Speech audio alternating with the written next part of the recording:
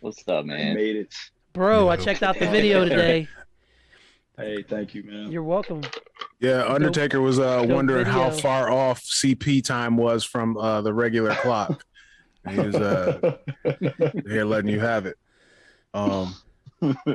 Said what's up with his bootstraps. You're not one of the good ones. Well, you know, you could be one of the good ones and be late. Well, you know, D-Lo was one of the good ones. He was on time though for everything. I think he was actually wasn't D-Lo like I think he was like a tax attorney or something like that. So he was on time. CPA. Yeah, I do believe. I think that's actually. I think he was like a CPA. Nice. Something to that effect. Like D-Lo was getting money. Right. That mid card money only goes so far, even back then, man. For sure. Yeah, I but love nobody has bad stories about D-Lo. D-Lo got I won't say it's the best, but it's definitely the most underrated frog splash ever. Yeah, for sure. I did like the way I like the movement in his frog splash. He was mad. Yeah. The legs. Go through the legs. Like he kicked the legs through. Yeah. Yeah, his was different. It was like a toad splash. He really it was like a toad splash. Toad It was splash. I like toad splash. But it was big Gregory Hines splash. Big ass Gregory Hines. I don't even get that one, but I like it. Oh, I tell you about the time I met Gregory Hines, man. Oh, you met Gregory Hines, Taker? Yeah. He was dancing at Sarah's birthday party. And we had him dancing. When did this man pass? Hold on. I wanted him to not Michelle. Not Michelle. I know. Sarah. Me and Sarah are old, man. Come on now. What kind of shoes did he have on? They were very soft. His shoes were very soft. It could have happened, man. He passed in 03. What was it, 03? 03 when he passed, yeah. Yeah, man. That would he'd been probably dancing at Michelle's Sweet 16. You know, we are. I don't know, man. She pull out the Nintendo. I don't know what's going on. You know, I told you. I have 5 tapes. I have Johnny Cash. Okay. I got Red Hot Chili Peppers. Which one? The Californication. Okay. I'm pretty sure. I don't know. I feel like that's too funky for you, Taker. You would think, right? You would think, but you know, I like to mix it up. I'm gonna blow your mind in a minute, man. I'm telling you. There's Rex and Effects. I almost did. I had it. So I lost. Somebody stole it. I think. No, you know what happened? You know what happened? What happened? I let Mark Merrill borrowed it. Mark Merrill borrowed it. He never got it back to me. I gotta call that son of a bitch. You got my Rex and Effect tape. I'm curious as these are my top 5. Where do you classify Mark Merrill Blue Lives Take? Well, he's definitely Jewish. He is Jewish. He's blackfishing. I don't know if y'all knew that, but he is definitely blackfishing. It's true. He's Jewish. So when he came out there, I do have. Now that you remind me, I do have some. Not Johnny B. Bad covers. Who was he? Who was he? The gimmick was Little Richard. I have Little Richard covers. I have Little Richard covers. Covers. Greatest hits, and of course my favorite, Quad City DJs. Man, love it. It's my favorite. I like that Space Jam song. Love it. How do you feel about the Space Jam movie? The new one? No, the old one. Oh, it's Michael Jordan, man. He's pulling himself up by the Nike straps. I love it. It's an American tale, man, overcoming all kinds of insurmountable odds. I love it. I was almost in it, but I had to make the Kuwaiti tour. Too many foreigners. Yo, were you going to be on the Toon Squad, Taker? No. You're going to be a Monstar, Monstar, man. I'm a Monstar, brother. Hell yeah, man. You think I'm gonna be on teams with somebody? Come on now. Hey, if Bill Murray can do it, why can't you do it? Because Bill Murray likes black folks. And there it is. I mean, I like most of them. I think I could team up with Michael Jordan. I think that'd be fine. I think that'd be He's one of the fine. good ones, though, right? I think that would be fine. I don't. Well, we're not going. We ain't going to mince words here. Michael Jordan is not one of the good ones. He's one of the rich ones. He's one of the ones who got his way out. But he's a dick. He is a That dick. guy's a dick. He's totally a dick. Well done. And I'm sure he'll take that personally. But yeah, that's He fine. said the That's thing. fine, man. All right, man. Let's start this show, dog. Oh, the show didn't start? Good Lord. Welcome to the Rasslecast Power Hour. Oh my goodness. Power Hour. I'm one half of your tag team host, HYPHEN, and we have guests. But before we get to the guests, I have to do what I'm supposed to do and give the hot tag to Handsome Bane. How are you tonight, sir? Oh, hey, what's going on? I'm drunk. No, I'm not. Not yet.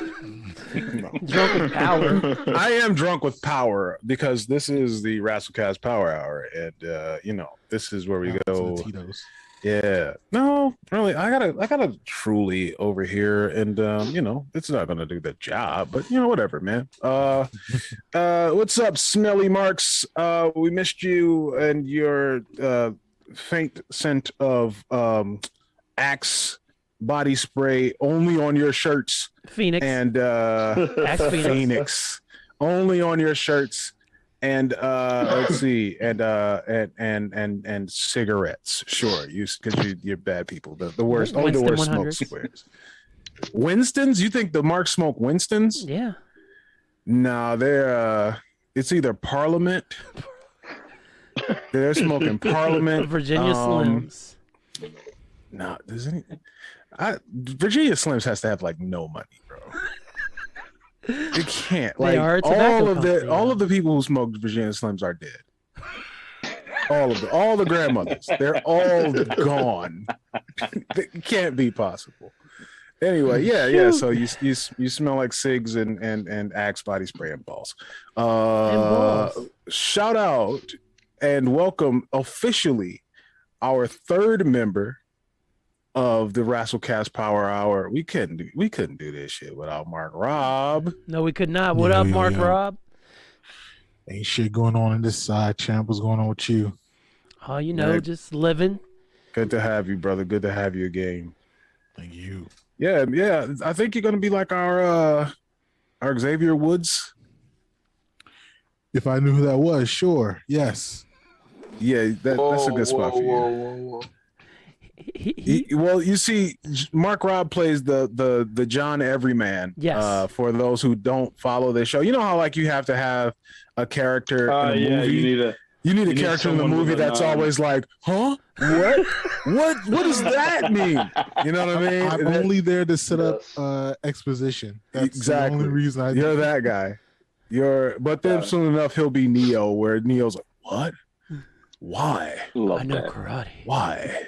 And then he's gonna know kung fu pretty soon. So yeah, shout out. Show to Mark me. Robb. I know kung fu. All right, and Show then me. our actual guest on the show, two music guys again, back again. Why do music guys love wrestling so much? I wonder. Because- maybe we'll get to that. Okay. We have friends of the show and friends of us, Noveliss and No Name Tim. Welcome, fellas. Welcome to the show. What up, though? This is their first time meeting each other, by the way. I know. Which, Thank you. Yo. Yeah. What's going on, man? Y'all should change Man, just information just- before the night is done. Yeah, for sure, man. Happy to be here. It's good to see all you guys again. orchestrated the whole thing. Piggy, who could that be? Him, Man, I'm always creepy ass down to him. Yo.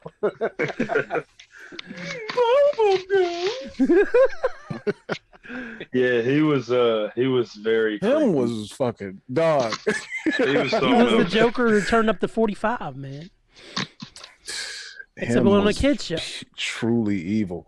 All right, so we're gonna shoot the shit, but the main idea of tonight's pod is to rank our, and by our I mean Rasslecast Power Hour, top 10 wrestling matches all time. Wow. And I mean, I don't know. Well, should we go around and say kind of what we all kind of considered while making these matches, or what we think makes like an all-time great match? Yeah, I think that's a good idea. Let's pass it to our guests. Let's Okay. go. Let's go. Nav first. What did you consider when making your list? Oh man, I mean, over the years, I've kind of, like from childhood, you just kind of appreciate everything, right? And then you kind of blossom into a pro wrestling snob as you get older. A little bit. And that's kind of how I am. I'm just like a wrestling purist, you know what I'm saying? So a lot of the stuff that I was into growing up doesn't really hold up, you know what I mean?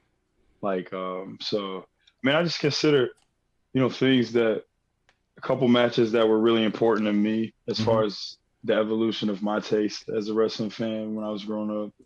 And then also just like a couple history lessons in there, you know what I mean? For There's some old classics that I appreciate. And then like just some bangers, you know what I mean? Just some matches that are some of the best matches I've ever seen. So For sure. Tim, what about you?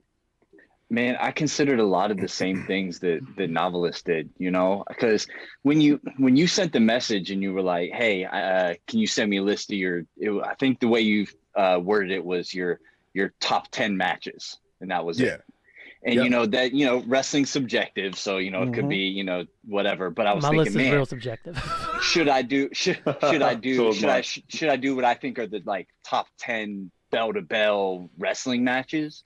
Should I do a top 10 of my personal favorite? Should I do a top 10 of just kind of like cultural or historical impact in the business? Dang, you had like And four so lists. So it's kind of like a I combo. definitely did the same thing. It's kind of like a combo of those things. And some are combos of each of those.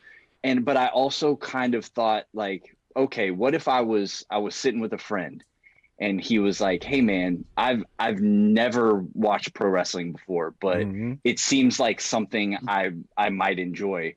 What are 10 matches that I can watch with you right now to kind of get a feel for where you're at? That's exactly what I did. That was kind of the overarching, every single one of those of my 10 fall into that category, and then they pull from all the other ones too. Yep. Nice. That's exactly what I did. I think that we will see that going through this, like, I mean, I compiled everything. I know the numbers, I know the list. These are like really storied matches. There's a lot of wow, I just looked at what somebody pops up here a lot. But there's a lot of story.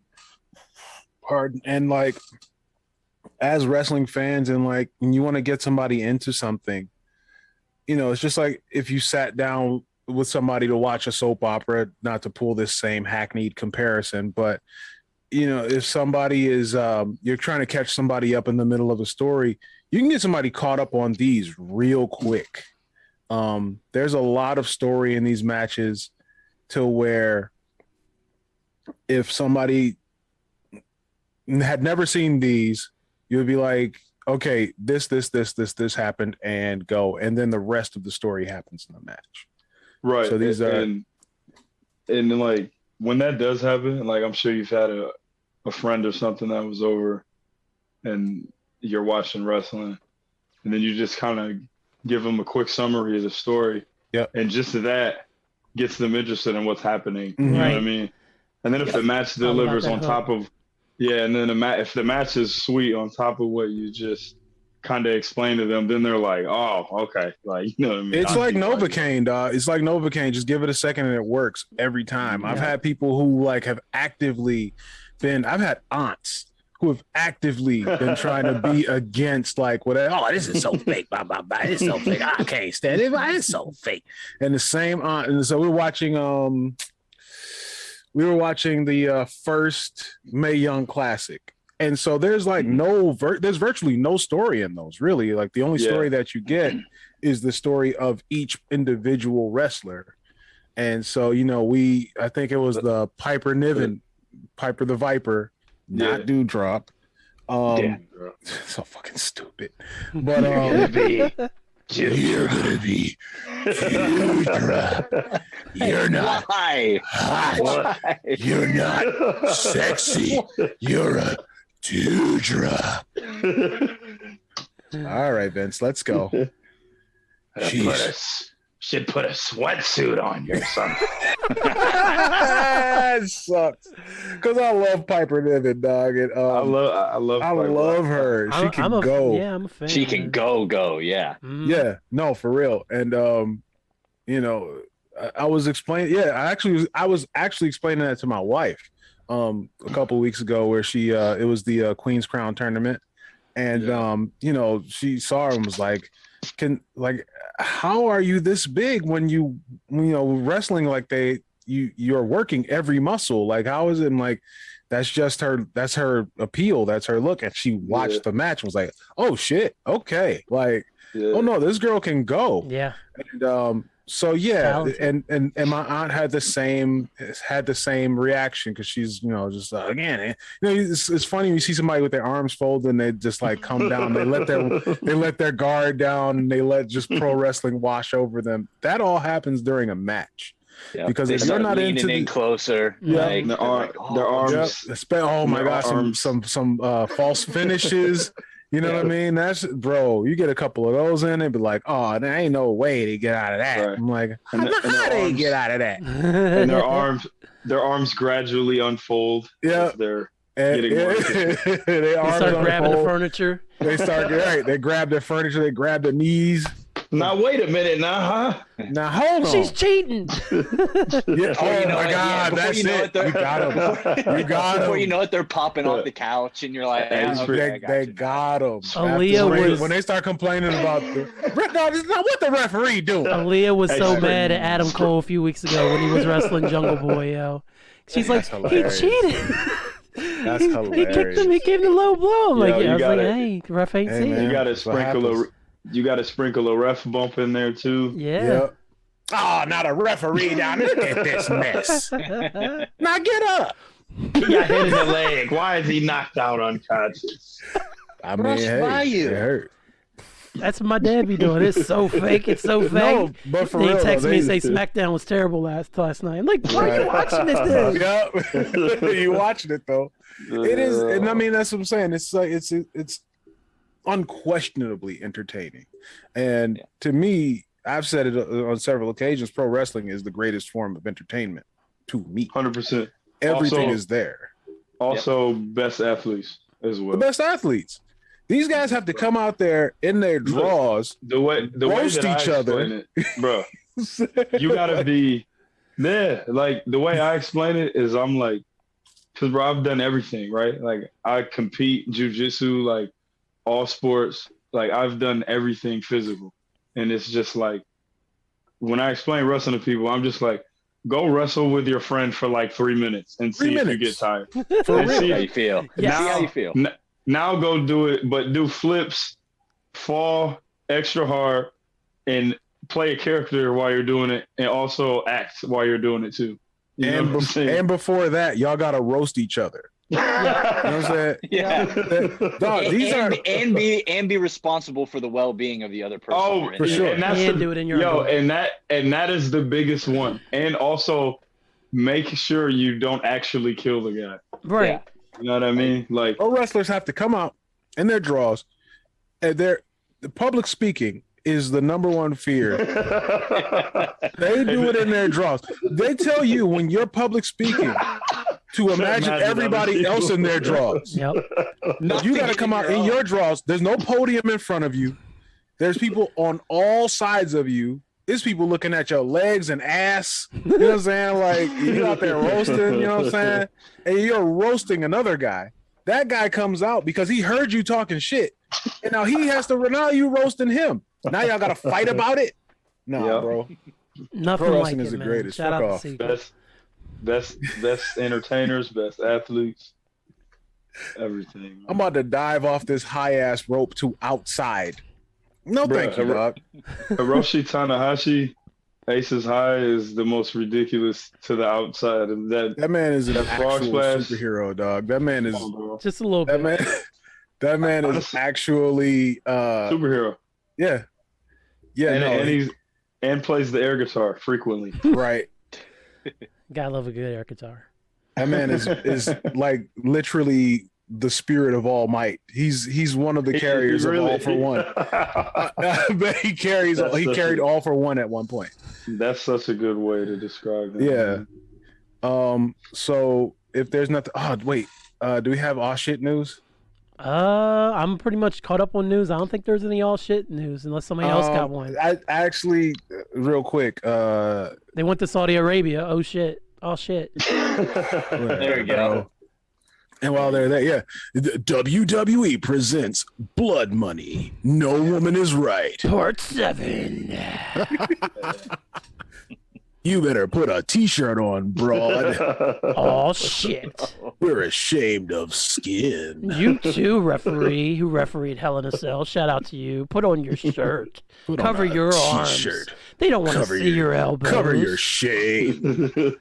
Yeah, not only, it's like she's already Infidel. wearing. She's like, no, you have to wear a long sleeve shirt. Right, under bro, they're your wearing, shirt.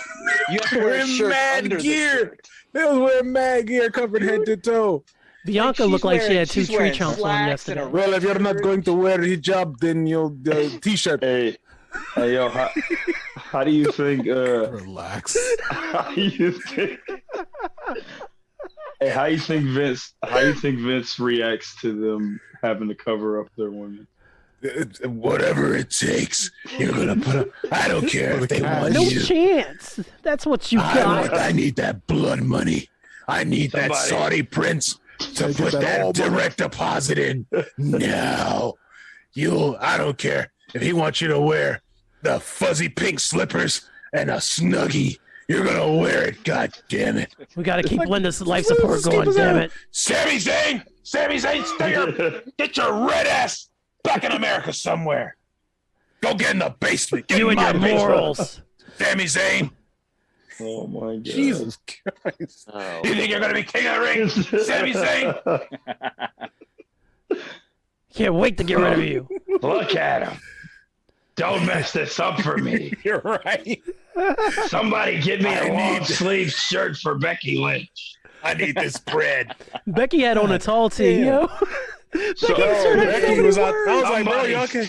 It's like Somebody "Man, glue some Tom sleeves Beck onto that is shirt. Back in town, like it went down to her knees, yo. I'm like, yo, she went to yeah. got some tall tees, man. The Yeah, funny the thing to me is fucking like fuck it they've got all this time knowing that the show's gonna happen, right? Like they can't make actual like Yo, gear that would fit into it. 100%. Instead, it's just like, nope, man. just throw a t-shirt on. Throw a t-shirt on, guys. And still be completely What? You could covered just- up until you're to here. Like they could, all the stuff they do, they could make some sweet outfits just for that I show. know. Something easily. cool. It's like not t-shirt, Easily. baggy big baggy t-shirt. They might see a cheek jiggle, man. They can't handle that. Like, shit, yeah, man. they can't. Yeah, no, you know what I'm saying? Them- Because Natalia's gear was straight up like a Power Ranger suit. Yeah. Yeah. And they still made her wear a t-shirt. Yeah, one it's time true. She went over there. What were you saying, Mark So- Rob? Is Vince just naming his price and they're like, okay. Because they got it. They're oil barons, nigga. Like, they could just, Oh, they isn't it pay like whatever. they're getting like Jillian. Right. 55 No, million no, to show, it is there. right? It is there. It's like 55 million to show, Damn. something like that. For real? 12 jillion, nigga? Million? Oh, God. 12 Yeah. I'm gonna jillion? make up a number. Right. Go ahead, dog. We got it. We got it. Man. We got it. And bring those women over there so we can be ashamed of ourselves. It's shame while I'm bathing in this money. and bring Goldberg. And bring Goldberg. like Bring Goldberg. Goldberg. But make sure Goldberg's here. Resurrect Goldberg from your dick. Hey, as much Sean's as retired. We can't get Sean.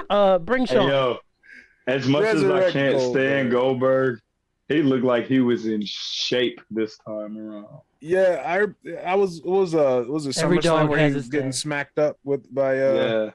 Yeah, I mean, he It didn't looked look like he bad was there actually- either. I just don't want, like I said, we were saying before, I just don't want him to come out concussed and hurt other people. Right. Yeah, That's that all was I the- care about, dog. That was one of the worst secondhand embarrassment moments I've ever had. Man, When who he are you was telling, It's up brother? there. When he was bleeding while he was giving that. Who That are was that you promo. telling, brother? I'm I out couldn't there. even I watch gotta trust my body and my life with this guy, and he's out here Oh, concussed. hey, I said, what's Jesus, up, Take? what's going Taker's in on, the man? building. All right, I said, Jesus, Mary and Joseph. I'm getting ready to.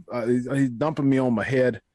I sat up, man. I shoot. Looked at him. I was shoot hot, man. I was shoot hot. You saw the face. I was over there looking like, it wasn't the Frazier face. It wasn't quite the Frazier face, but it was, y'all seen that face. Y'all black. Y'all make that face sometimes.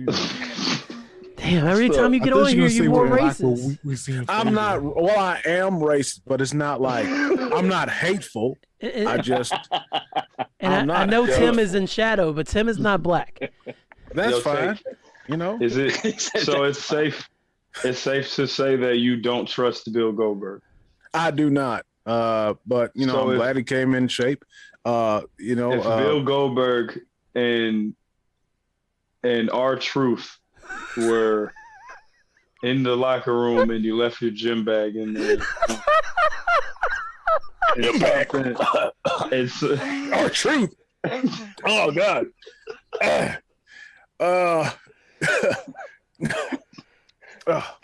Oh wait, no, you said R-Truth. You didn't say Virgil. R-Truth. Yeah, R-Truth. He's one of the good ones. He's fine. He's fine. Taker, R-Truth's one of the good ones. can I ask you about Pitbull, man? Like, how was it introducing Pitbull? Oh man, I don't know who that guy was, man. Somebody handed me a piece of paper. They started playing my music. I just started reading the thing off, man. I thought I was up. You know how they got me there? How You know did how they they get got you me? You there? want to know how they got me there? They told me that it was a concert. Guess who? For the Quad City DJs. I said, this ain't no That's how they goddamn always get Quad people. City DJs, man. I was out there, man. I was ready to come out there and do the Tootsie Roll, man. I know it's 95 South. You ain't got to tell me. You ain't got to tell me. I'm up on it.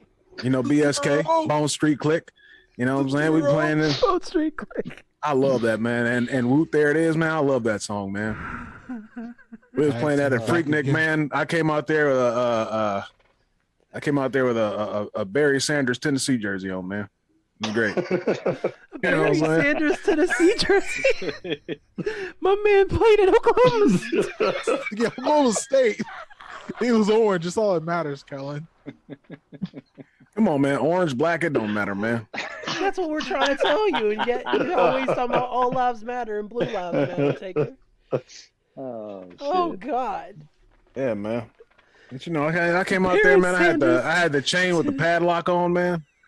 I was out there, man. Oh, so you're the one that gave Cena that back in the thugonomics days. Oh man, that was he stole that from just black folks in general, man. It was me. It was Tretch, then me. We was all doing it, man. We was all doing it. Yoko was out there, man. He had a really big chain on, man. Y'all should have seen Yoko, man. He just had a chain with padlock. He just went to Home Depot, man. They was pulling chain. They was just pulling. He said, I said, say when, Yoke. He said, he ain't say nothing, man. We just pulled the whole chain off. He just put it around his neck, got a nice big fat padlock, man. It's crazy. It was like one of them locks that you see on Price is Right. It was fun, man. That was a hell of a time, man. Bone Street Click, man. To the death. BSK, man. To the death. So y'all got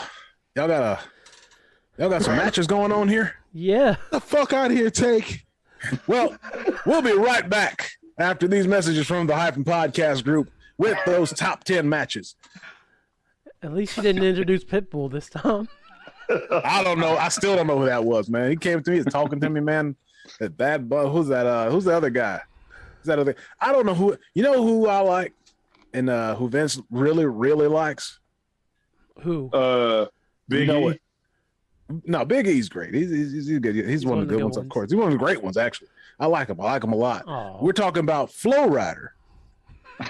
That's my guy, man. That's my guy, man. Apple bottom jeans with boots with the fur. You know what I'm talking about, man. That's a great song, man. I love it, man. She hit the floor. We'll be right back. Rasslecast Power Hour. Drive off in your fucking chopper, Taker. Don't come back. Yeah, he seems like a rapper that Undertaker would Which like. chopper though? Which one? What a Limp Biscuit Jones. What a flex. I thought you were talking about the AK though. Oh, yeah, I know you're from Texas and all, Let the but chopper sing. Man. You know what I'm saying? Oh man, I can't. That should go rat, I man. can't. I rarely talk on the pod anymore. I just They laugh. got big guns that go rat, man. That's a terrible verse by Jay-Z, man. that was the Worst thing I ever heard, man. Yo, can we have an honest conversation about Jay-Z features one day? For sure. What's wrong with Jay-Z features? They be bad, dog. He be phoning it in, bro. Like, You and the that Kendrick nigga Lamar Jay. playing, yo. Yo, there's no way Hove has worse features than Kendrick.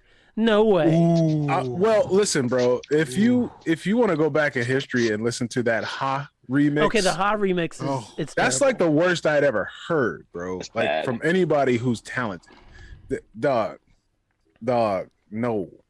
I No. don't stand the Ha remix. I agree. That was a waste of feature bread too, dog. Like I never am like, yo, put that Ha remix on with Jay-Z. I'm never like that. Never, I never not want once. to hear that shit. Unless I'm like, dog, I want to hear the worst verse that Jay-Z ever spit. Let's put this on. Yeah, I don't situation know, is man. different. Not counting Hawaiian Sophie. Like What about Oh I Know my What Girls God. Like? Those verses are pretty terrible too. they're trash, but nah, dog. At least they were on the beat. He didn't know what to do with that beat. They did not know what to do with that. That shit was too Hey, yo, funky and too hey, southern for him, did you- bro. What? Did you ever think that? What if maybe he sent them an acapella verse and they just For kinda put it sure, on there? for sure. Because again, he might as well. Like he had no idea what to do with that beat. Probably why he didn't do a video Yeah. for him. He's like, y'all fuck that shit up. Because sometimes, like, especially rappers like that, if they offer him enough money, he probably just sent them some verse he had laid with no, you know what I mean? Probably just sent it over. That's what happened. Yeah, I like that. and Nah, they probably just yeah. and they probably just threw it on the song. They yeah. gonna kill you and all your peeps. Like, oh, this is bad, dog. Yeah, Damn. because on the other side of that, you're talking about the high remix, but then on It's Murder, man, like my man came through and literally murdered that shit. So I don't want to hear it. It was cool. It was. What do you mean it's cool? It was cool. You talking about which one you talking about? It's Murder, John X on John's Okay, first yeah. album. Yeah, but X washed everybody, so I don't know. It was cool. It was a cool verse. It was a cool verse. But that nigga X was like, I don't know, dog. That nigga, no, wait, are you talking about Murdergram 1 or 2? No, I'm talking about two. It's Murder. Okay. Yeah. Because Not chickens. The No, because he did there's Murdergram 1 that they did on that was on Streets is Watching. was that Streets is Watching? That was Streets is Watching. And then there's this Murder that was on Vinny Vidi Vici. There's another one though, where it has a similar beat to the first Murdergram, and it's like, but it does like that thing where they switch up the instruments or whatever, and it's like down. Yeah, that's what I'm talking about. It's Murder. No. Yeah. Oh no, I'm talking about Murdergram 1, where X washed them niggas. He watched them on both of them though. I no. agree.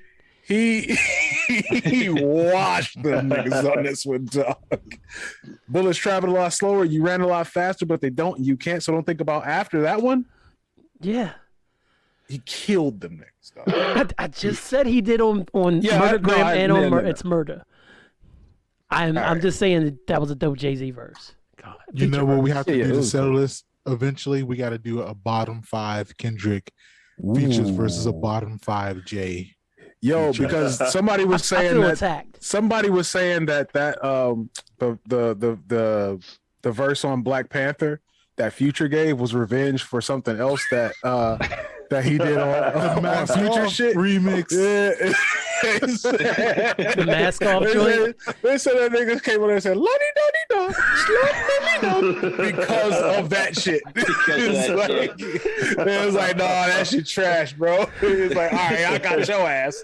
Okay, I'm gonna come on your shit where you got the Black Panther soundtrack, and I'm gonna say la di da di da slab on me knob. Nigga, nah, what you know about How you that? like me now? Yeah. It's like Mick Foley when he said he was about to wrestle Ric Flair, and he said, I'm gonna stink up the joint. I'm gonna wrestle my worst. That's my favorite Mick Foley promo ever. Yo, he was like, he called Foley a glorified stuntman. He's like, all right, bitch, I got you. Watch. I'll show you how bad I can wrestle, nigga. I'm letting you know that ahead of time. Oh man, Mick Foley. He was one right. of the goats, man. The girl. Oh, really? Nah, man, we're off that Flair shit. Come on, yeah, forgive me. I didn't do it. No. The guy who said I did it. Nope. Is a liar.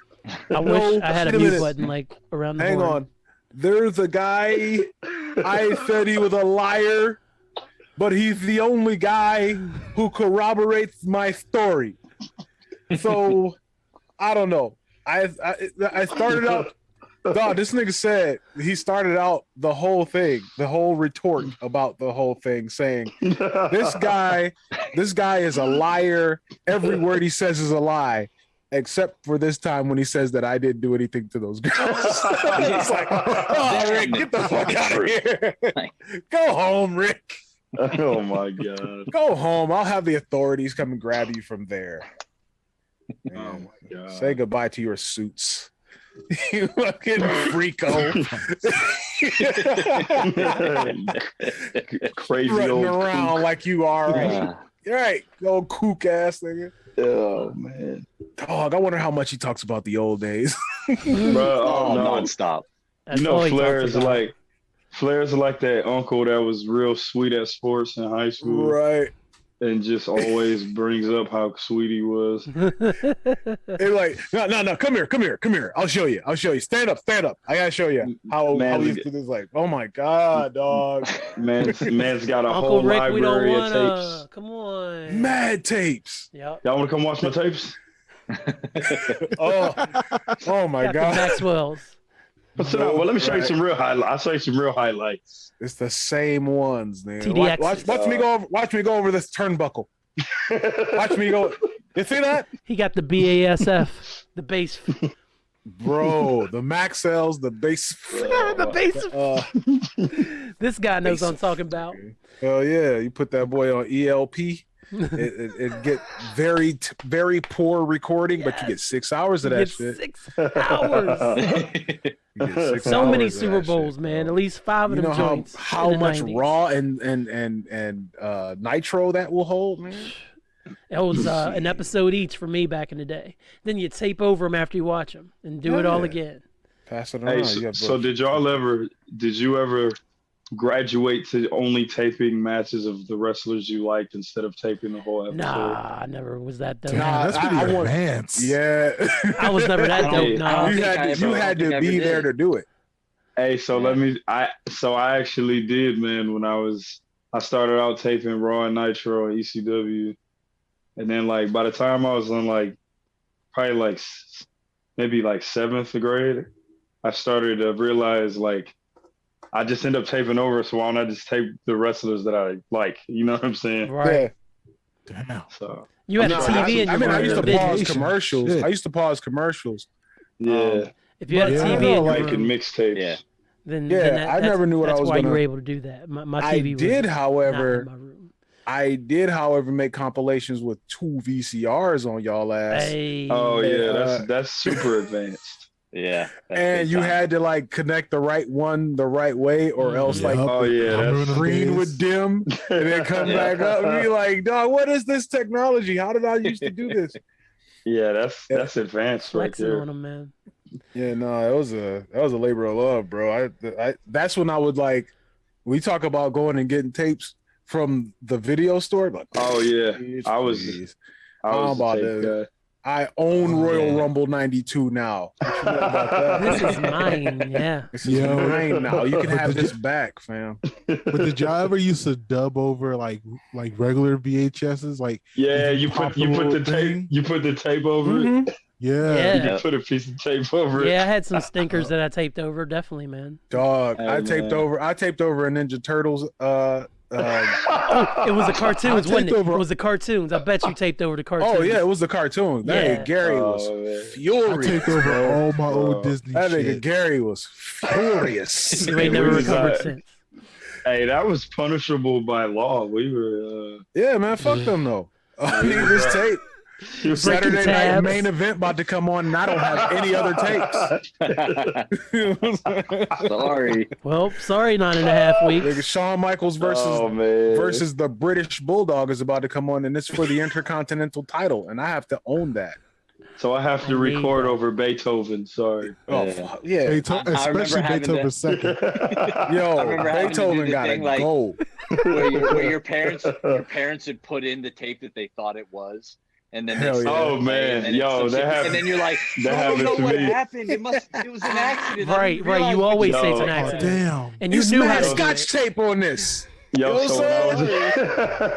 don't know. My dad was bubble gum in here. My dad was an original bootlegger though, man.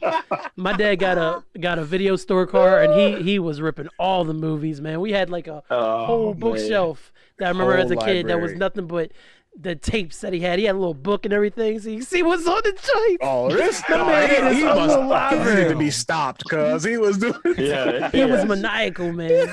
He was a mad scientist. I get it honest. Yeah, he was running an operation. I get it honest, man. For real. They got it from mud. All right, man. Welcome back.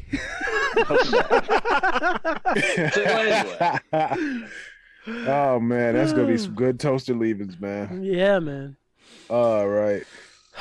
We ready to do these matches, sir? Whew. All right, boys. As these are handpicked by us, we will be passing around the story stick. Actually, we have kind of a tie thing going at number 10. So we will all be able to speak on the matches of that tickle our particular fancy. Some of us are bigger New Japan fans than others. Some of us stand too hard for WWE. Don't know who that could be. Dork. Mark. So yeah, I mean, we'll pass the ball around. I'm sure some of our guys on this list will show up in this particular pod. And yeah, man, let's get it on, man. Woo! All right, and yikes. Oh man. I don't want Uncle Rick. I don't want to, Rick. The girls. All right. Coming in at number 10. Coming in at number 10, there is we have Dusty Rhodes versus Ric Flair, and I mean, I guess that's the whole rivalry. What did you put for this one, Hyphen? I put Starrcade 85. Starrcade 85. Which happened 2 months after the Hard Times promo, and this was, of course, a classic Dusty finish where eventually it was overturned after Dusty won. Yes, perfect timing. Dusty won the match, but then it was overturned shortly after, and the belt was awarded back to Ric Flair. But this match is the match that really the whole Hard Times promo lead into this match. This is what really made Dusty one of my favorite wrestlers ever, because he was somebody I had to go back and watch, of course, because I was a small child who was only exposed to a Maniac in yellow and red, so I wasn't exposed to good wrestling. Don't conjure that nigga up, please. I know he gonna be here. Leave him in the back. He gonna be here. But you know something, nigga, brother. Oh, you did it, Cal. You fucking did it. Look what you did. This has got nothing to do with me, man. But that's never stopped me before, brother. We're not even one match. Yo, nobody talk to him. Nobody talk to him. Okay, everybody just be real quiet. If you want references, brother, check out what I did to Macho Man Randy Savage's whole first title run, man. I was photobombing the whole thing, brother. I was all in, man. Nobody was even talking to me, brother. But I had to be there. I'm God fine. damn, man. Even I was sick of me, brother. Glad to get that bread. You know what I'm saying, man? No wonder, man. No wonder. Don't make eye Randy was really contact. speaking from the heart, man. I hate you. I hate your guts. I understand, man. I understand. It's a lie. It is, man. Fuck it, brother. I'll do what I want, man. I want more Get the heart fuck by the out of barrel. here. All right, I'm going, man. Bye. Had to get in this hot dogging and grandstanding. But I guess we're done with them. All right. Oh my Well, god. All right, man. Continue. It's a very well wrestled match. Of course, Dusty helps Flair look great. Flair did Flair stuff, and I'm really trying to disparage Flair in this That moment. couldn't mean anything. Couldn't mean anything. He bled. He Flair fell on his stuff, face. Please be specific. He lied, cheated, and stole. You know, but I just, as one of the main event of NWA Flair back in the stuff. day, for it to be based around Dusty and Flair and for the NWA title and everything, it had drama, it had suspense, and then the guy wanted to win one, of course, and I was sold on Dusty after watching that match, man. And then I went and watched some more stuff, and then eventually I found Polka Dots, and I was like, oh, Vince, damn it. Damn you, Vince. So that's why I picked Starrcade 85. Is Dusty the most? Well, I think it's like Dusty and Mick Foley. Are they like the least likely heroes in pro wrestling history? Oh yeah. That's such I think a that's good. correct. That's a good. Like Yeah, even that's if a we good were to take. do like a versus on that, like Yeah, That's a good Yeah. take. that's a really Weren't good take. supposed to Is be. it because they I can fat agree with that. Eric? Yeah. I'm not mad. I- I'm not mad at it.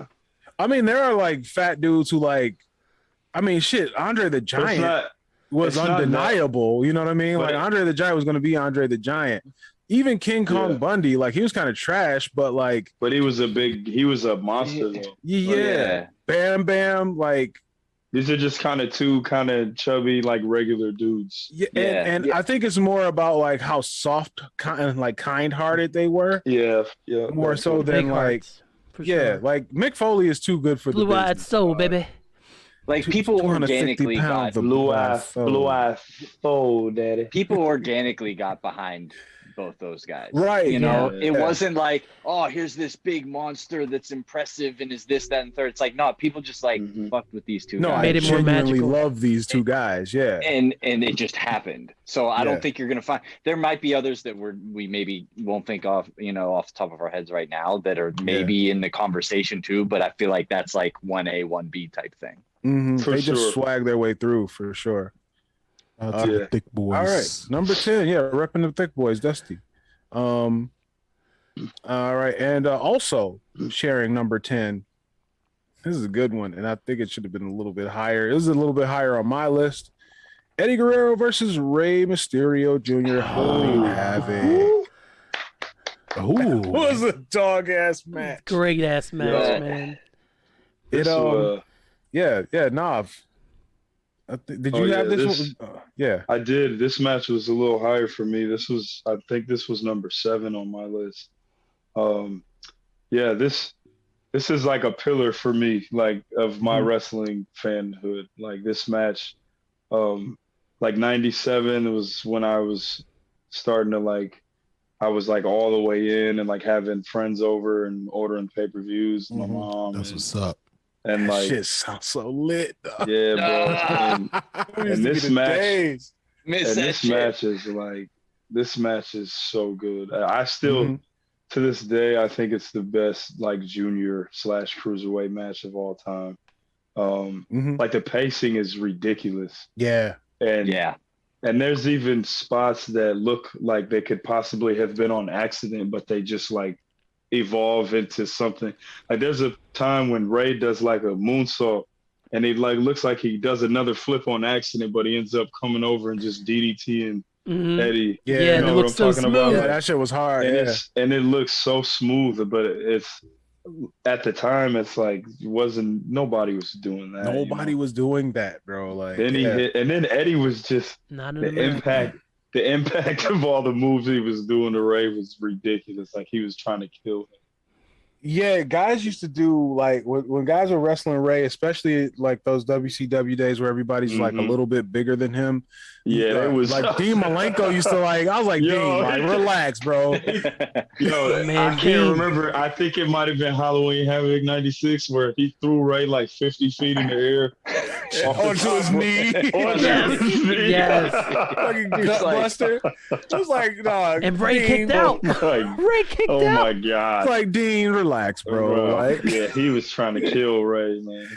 he was like, But- Dean Malenko was looking like the dude who got bullied and then found like somebody who was a little bit smaller than him that he could bully. So he could practice It's bullying like, on it him? was like, guy. oh Yeah. yeah, And I'm he about just- to take it. Like, all right. And he just turned the heat up like all the way. But He like, just cranked that shit. but and then like, bro, the outfit that Ray had on too, like it was purple so joint? Yeah. Purple. super Purple, iconic. Iconic, Yeah. yeah. Hell yeah, man. And this, and I mean, for me, like personally, I was a big Eddie fan before he went to the East. So like, this is the Eddie that I always remember. Mhm. Like, Yep. you know, a lot of other people remember My Eddie introduction for to him too. Yeah, for a the little out of WWE. shape, you know what I'm saying? Like it was like a little wiry. It felt like it was like Eddie. The mullet He was mulleted. He was explosive, man. Like he was, Yeah, he was. in WCW. He was so good, man. So yeah, this match was a little higher for me, but I'm glad it made the list. I love this. yeah, match. It's definitely. a great one, man. All Bro right. was styling out there like a Hey, hate Hulk Hogan, boy. All right. Well, shit. Let's go to number 9 on our list. Kenny Omega versus Naito, G1 Classic 27. Oh, love it. So I think that is also more in the realm of Nav. I have not seen many Naito matches, bro. Like, Oh man, I've only heard of he's this. sweet as hell. You guys are missing out. I know. Yeah. I know Naito that. I know for a fact. he's one of my favorite wrestlers ever, man. I just think he has mastered the art of like he doesn't care, but he does care. You know what I mean? Like, Yeah, I that's saw his the whole- thing with the Intercontinental title was like hilarious to me. Naito's That's when I got into him. Yeah, like Naito's whole story in New Japan, I think it's the best story they've ever told. And We haven't heard that story on this pod, by the way. So if you want to be the one to contribute that, then go. I right ahead. will, yeah. Okay, so basically, like the whole story with Tetsuya Naito is like, so like years ago, I can't remember the exact year, but he actually won G1. So before he was like doing the whole Tranquilo thing, which is the like laid back, I don't care about anything character. He was doing Stardust Genius. That was like his gimmick. He was kind of like a little fiery babyface guy. Mm. He won G1, but the fans like didn't really care about him, right? And in New Japan, if you win G1, you get to main event Wrestle Kingdom in the Tokyo Dome. That's what the tournament's for. Mm-hmm. So he won, but this was also at a time where the Intercontinental Championship rivalry was between Hiroshi Tanahashi and Shinsuke Nakamura. So at the time, this is the two biggest stars, and they're not going to be in the main event. So they actually did a fan vote, and the fans voted to have the Intercontinental title match main event over the world title match, right? Yeah. So I think this, yeah, Them that's niggas crazy. is cold though, dog. I'm Yeah. telling you. Yeah, so this was at Wrestle Kingdom 8, right? And then Naito, he goes on an excursion, whatever, comes back with the Tranquilo gimmick, starts Los Ingobernables de Japón. So that right there, his whole thing was that he hated that belt. Like he hated the Intercontinental belt because it main evented it took his moment away from him. So then he starts kind of beefing with Hiroshi Tanahashi over that belt. And then he wins the belt and he treats it like absolute crap. Like he wins it and he Fuck this belt. comes to the ring and he just throws it in the air and it like breaks the plates off of it. And it just, Bro, he was savage. he was so That's great storytelling. That's great. Actually, Yo, he I was love that. he was so mean with it. Like he would like drag that He had mug. beef with an inanimate object, dog. Yeah. So then it's like J Hood dragging the D block chain. bro, it's so good, right? The crazy thing is, too, it's like Jay Hood. any other promotion, any other belt, like if someone like does that kind of thing, it's like, oh, he's burying the belt. Yeah, It's you like know what it's I mean? doing this, that. But Naito made it work, and He made like, it work. it was so perfect. Yeah, he made it work, right? But it also, the dope thing is the way that they flip it, because what happens is, so then this is at a time where Hiroshi Tanahashi is kind of giving up the mantle to Okada. So now Tanahashi's like, all right, I got to save this belt from this guy because he's like disrespecting it. And this is a belt that I built up. You know what I mean? So then they beef over it. So then So then they start beefing over that belt. And then Tanahashi gets it back from him, right? Then they do the thing. I was actually at Wrestle Kingdom 12. I actually got to go there because I had Minor flex. it was this humble flex. I had a couple shows in Japan with Mega Ran, so I was at Wrestle Kingdom 12. And this was Naito. The match that we're about to talk about right now is the match that he wins to get to the Tokyo Dome, because he actually wins G1 again, G1 27 against Kenny Omega, and then he main events the Tokyo Dome for Wrestle Kingdom 12. Damn. Everybody in the building is like, this is Naito's moment right here. He's finally about to win the belt. He's finally in the main event for the first time. Like, he made it. He won a tournament. This is his moment. And then he loses to Okada. The match was fire, but I was there, and the Tokyo Dome was completely silent after Okada won. Like, everybody was like, dog, what? Like, why do they hate this guy so much, right? So then everybody's like, all right, they're never going to put the title on. Wrestle Kingdom 13 comes. That's when Kenny wins the belt from Okada. Then he defends it against Tanahashi at 13. Then everybody's really like, all right, man, Naito's done. But then they start doing the double title thing, right? So then Wrestle Kingdom 14 is 2 nights. So on the first night, if you win the Intercontinental Championship, then you wrestle for the IWGP Championship the next night. So then Naito's whole story is he goes from hating this belt so much, but now he needs it to get the belt that he actually wants. Oh, shit. To get the one that he wants, yeah. You know what I'm saying? So then at Wrestle Kingdom 14, in night 1, he beats Jay White for the Intercontinental title. And then he finally uses the belt that he hates to get the main event at Tokyo Dome, beats Okada, becomes the first ever double champion in New Japan. Fire. Nice. Amazing storytelling. Dude, their long-term storytelling is just... Bro, that was like 7... That was like 7 years, right? Yeah, and they do that. It's like 5 years, 7 years, 2 years, 3 years. Nuts, like, they wait on it. But that was crazy. Man. All that to get to Omega versus Naito in G1 27. Yeah. This is another match. Did anybody else have this on their list? I did not. I don't think I did. Like, it was one of my, like, I want to put it on, but like, because I put on other shit. Yeah. Okay.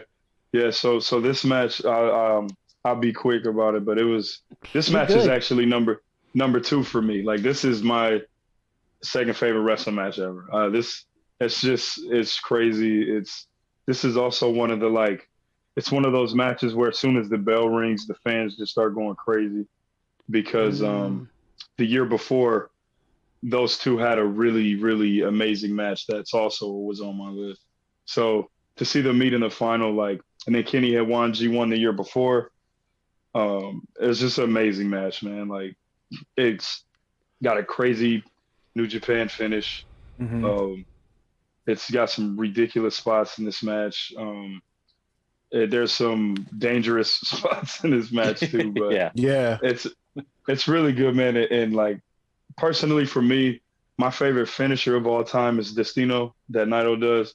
Yeah, and if you watch this match, he hits this crazy spinning one, and Kenny Omega just dies. And bro, this shit was so smooth.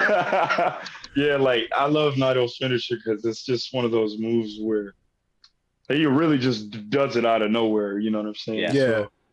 I do like those. It makes it more dangerous and believable. Like that can, from out of nowhere, right? But he really does hit it from out of nowhere, and then it's dope because he always has to have a running start too. But he does so many things when he's running that you don't really know, when he's gonna do it. When he's gonna pull it out, right? But yeah, this match it's amazing, man. I recommend you guys check it out, man. So damn. Yeah, Kenny versus Naito, G1 27. Watch it. All right. Moving on to number 8. Here we go. We're coming back across the pond.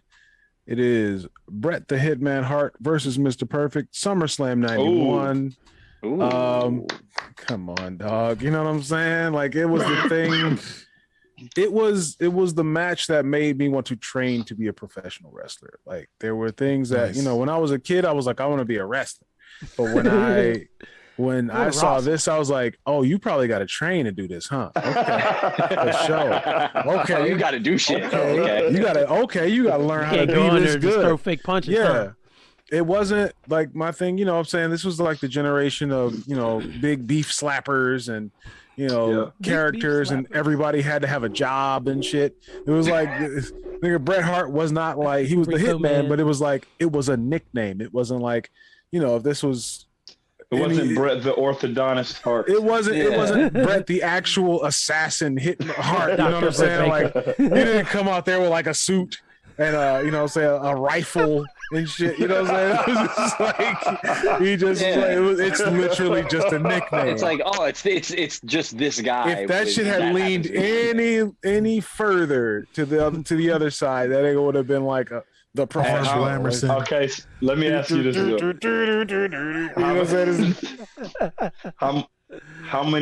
What other things do you think that Vince tried to pitch to him as the I know it was the cowboy Bret. I mean, I got the book right here, but he was, you know, he's like, I don't want to be a cowboy.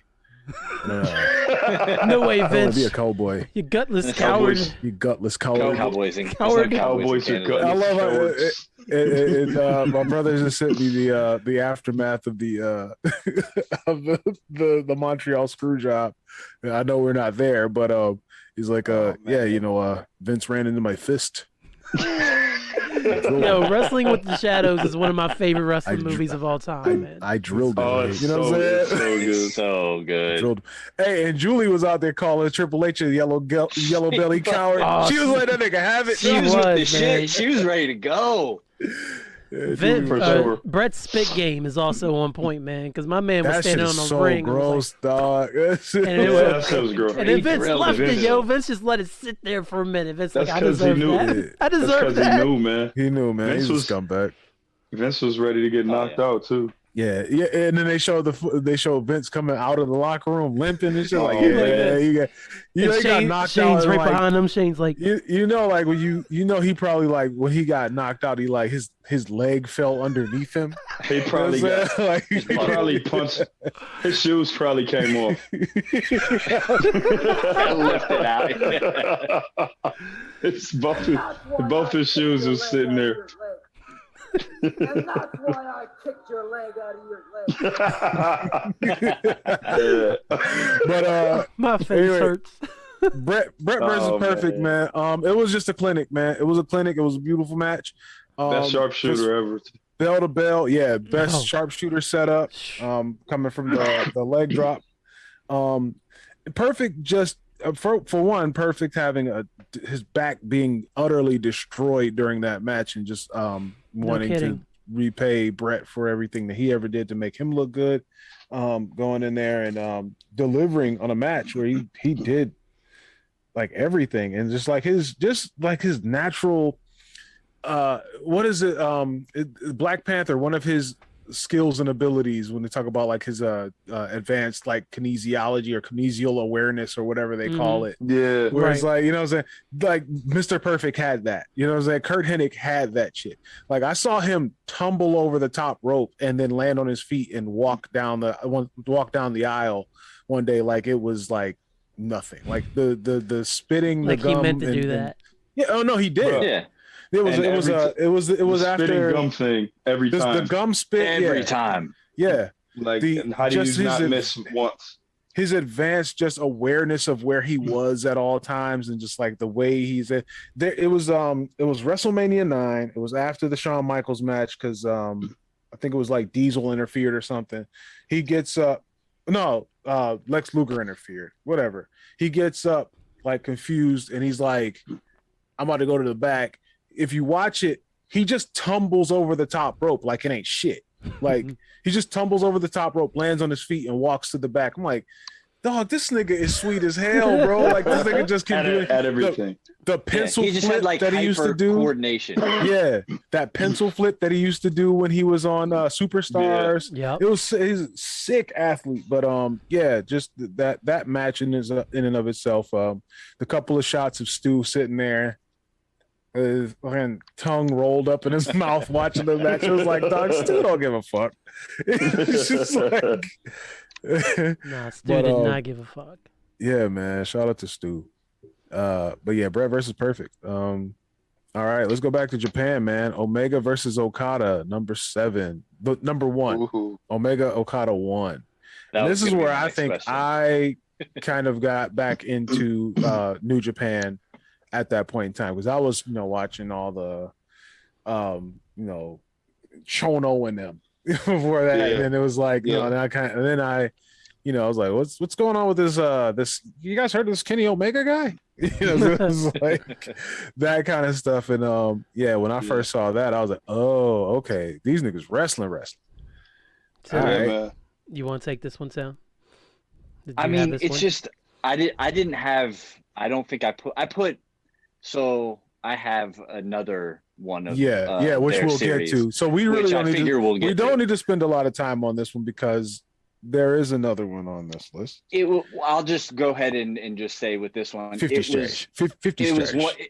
it was one of those things where it's like, stretch. okay, I'm watching two of probably the best wrestlers in the world right now do something very special to me. That's what one was. I was like, this is going to be, because I mean the whole build and everything to it's like it's something you wanted, but when after that first match, I'm like, okay, there's so much more that's going to happen. Mm-hmm. Like you knew, like you were satisfied at the end, and you knew, but you just knew that it was just they were gonna. You're like, I don't know if they can top this, but I'm pretty sure they're definitely going to try. Yeah, but they're going, and I'm pretty sure they're going to. Right. This is my favorite match of all time. This was my number 1 on my list. Yeah, I just like this one because it, like y'all said, I'll be brief, but this was just a match that I've been trying to get so many of my guys to check out New Japan for so long, and this was the match that I finally was able to get people to watch, to kind of convert them over to checking out New Japan. So I love this match, man. Yeah, this is my favorite match for sure. But yeah, there, spoilers, there will be more. Moving on. All right, friend of the podcast, Undertaker versus Shawn Michaels, WrestleMania 25. Oh, snap. Yeah, that's another one where you're like, you're seeing two greats go out and maybe give you individually their best performances ever together. Right. Mm-hmm. Yes. In my opinion. Especially at it's that like time. At that time when and you their think, careers, like that's crazy. You're on 2008. That they're on tail end of careers, It's like, I mean, Shawn was forced to retire, had to go away, came back, was having had an arguably better second half of his career than he did first half. And you put him in there with Taker, and it's like, okay, Taker's kind of getting up there, like these guys have been around for a while. And then they go out and, like I said, kind of individually have their best match, and it just so happens to be while they're in the ring together, which is and Taker almost breaks his neck. It's Shawn just like saved him because Shawn sweet like that. Showing the pure athleticism of the two of those. And I mean, they always worked really well together. But I think that Bad was Blood just was dope kind back of in the day. Yeah. Yeah, let me tell you, I don't mind telling you. Hey guys, Shawn Michaels here. Don't mind telling you, that guy was gonna kick my ass if I didn't give up that belt to Stone Cold, and he was right. Maybe I had a past. Fucking, I'm out. Hey Kellen, heard you were a big fan. How's it going, man? I hate your guts. Anyway, Jesus, all that good stuff. Jesus is great. I owe a lot to Christ. We all do. But I used to be a real Sean. dickhead. Hey, what's Yeah, up? what do you where are you? have to say about people think you're kind of a dickhead, Sean? They were right. They're 100% correct. And I was a freako. That whole thing with Sonny and the lipstick thing, that's true. It was weird. Sean, don't be ashamed of your kinks, buddy. Well, I know that here at the Hyphen Podcast Group, you guys don't kink shame, and that's cool. I really appreciate that. But you should dickhead shame, because I was definitely that. Well, anyway, gonna go try to Go to Bible study, Sean. I'm gonna try to as an act of contrition, I gotta send Bret Hart an edible arrangement once a week. Does he still hate you, Sean? I mean, man, listen, it's Bret's on the list. The family of Vader, Leon White. Shout out to Vader. Sorry, dude, I was a dick. Chris Candido's family. I mean, let's see. My ex-wife. Just a lot of people on that list. Tom Cruise has that list of people that he sends the cakes to. Mine is like way longer, but it's only people that I've been a dick to, and so it's like a lot of people. Anyway, gotta go. Oh man, What a dick. wow. He's all right. Taker versus Shawn, man. It was I was on the edge of my seat watching that one, and I would say that's a hell of a way to go out, like that is, if that's like your final match, Yeah. there are a lot of people who don't have that good of a match on the way out. Yeah, and I was talking about the very first one. Like, the second one was dope too, but the very first one, when no one expected it, and they stole the show away from Orton and Triple H. That's not hard to do. Yeah, not really, with that lead up. But Triple H is a deathmatch wrestler. he's wearing denim. Oh shit! Here we go. Oh my god. I'm gonna put on these blue in the middle of jeans. the ring, guy. I'm going to stomp ya. Gonna drag you to the mud. And I'm going to show your face to Stephanie and say, look what I did, baby. I did this for you. I'm Randy Orton, and I'm wearing a porno stash now. And I'm very bored, but they just won't let me quit. They won't stop paying me. They won't stop paying me oodles of cash. You damn spot monkeys. Damn it. I hate pro wrestling. Randy Orton wrestles like he hates wrestling. He He does. does, and yet I still enjoy watching him. Why do I do that? I guess I'll go out there again. Come on, Matt. I mean, Riddle. Put me on a tag team, dog, and let this thing do all the work. I'm sick of wrestling. He checks his direct deposit. He checked his direct deposit just to make sure the money's there. That's it, dog. That's it. That's his favorite part. Hello, Kim.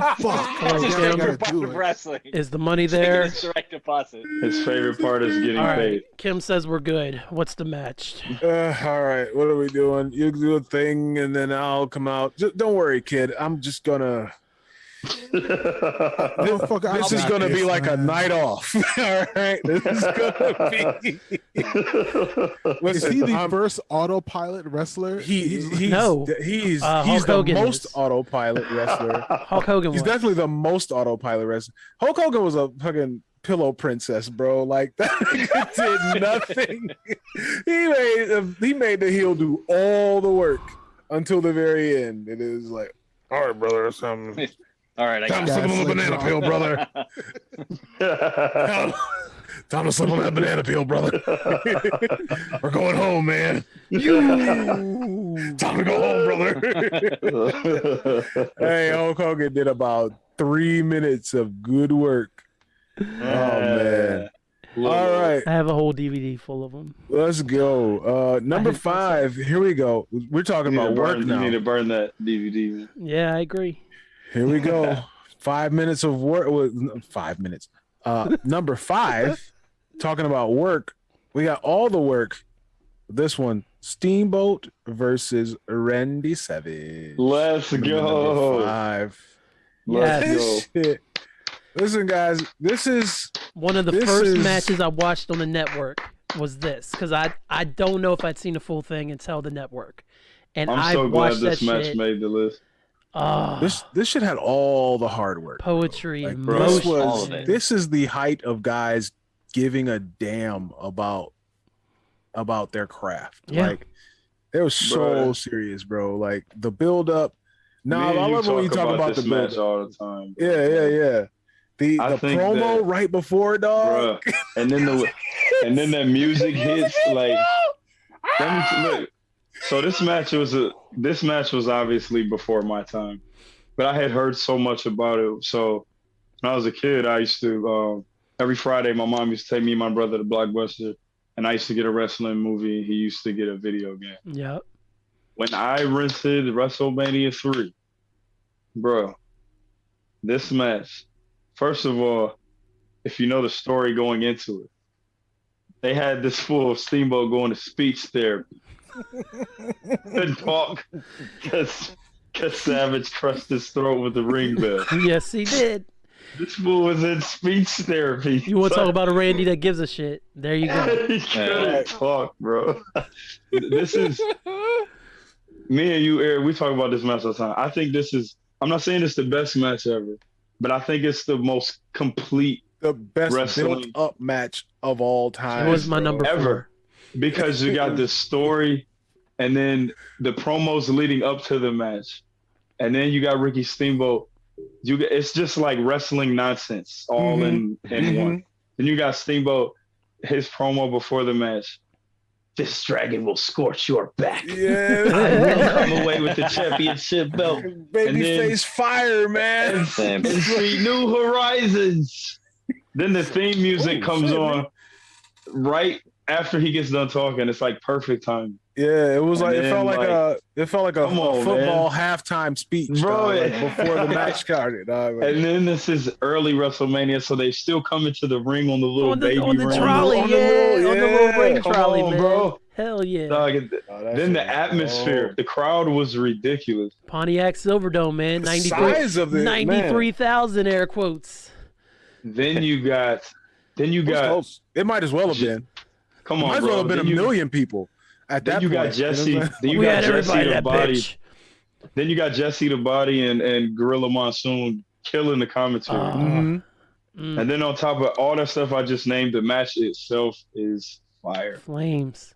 Dog. Come on, bro. Start to For I finish. those love of you this who match don't so know, much. for the one person out there who doesn't know, they had laid out the whole match on one of these, a legal pad, yellow legal pad, and we're quizzing each other on what everything was, and where you're gonna be, where you got to hit this here, and then what, and you're gonna hit this here, and then what, so Yeah. just like the love They and care that went prepared into it, for the test. Yeah. they could have overdone it real bad, Facts. but they crafted it to be perfect. So let me ask y'all this though. When you found out that part about the story, did it change your opinion of the match at all? No. That gave me more appreciation for it.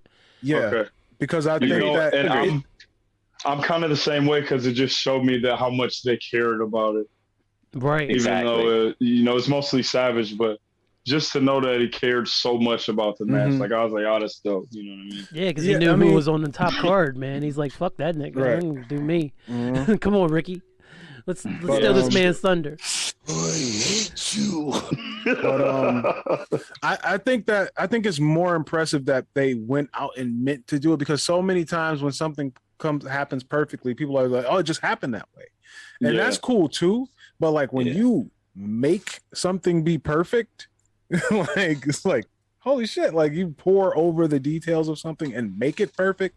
That's more impressive Yeah. to me. It's very cool. Yeah. Yeah. Sure, man. That's a feat in Definitely. itself. Steamboat and Savage, we wouldn't have been. No, we would have gotten canceled if this didn't end up on there anyway. Yeah, I'm glad that this match is on. the There was list. no way it wasn't going on my list. All right, Of let's course, chug it was on through. mine.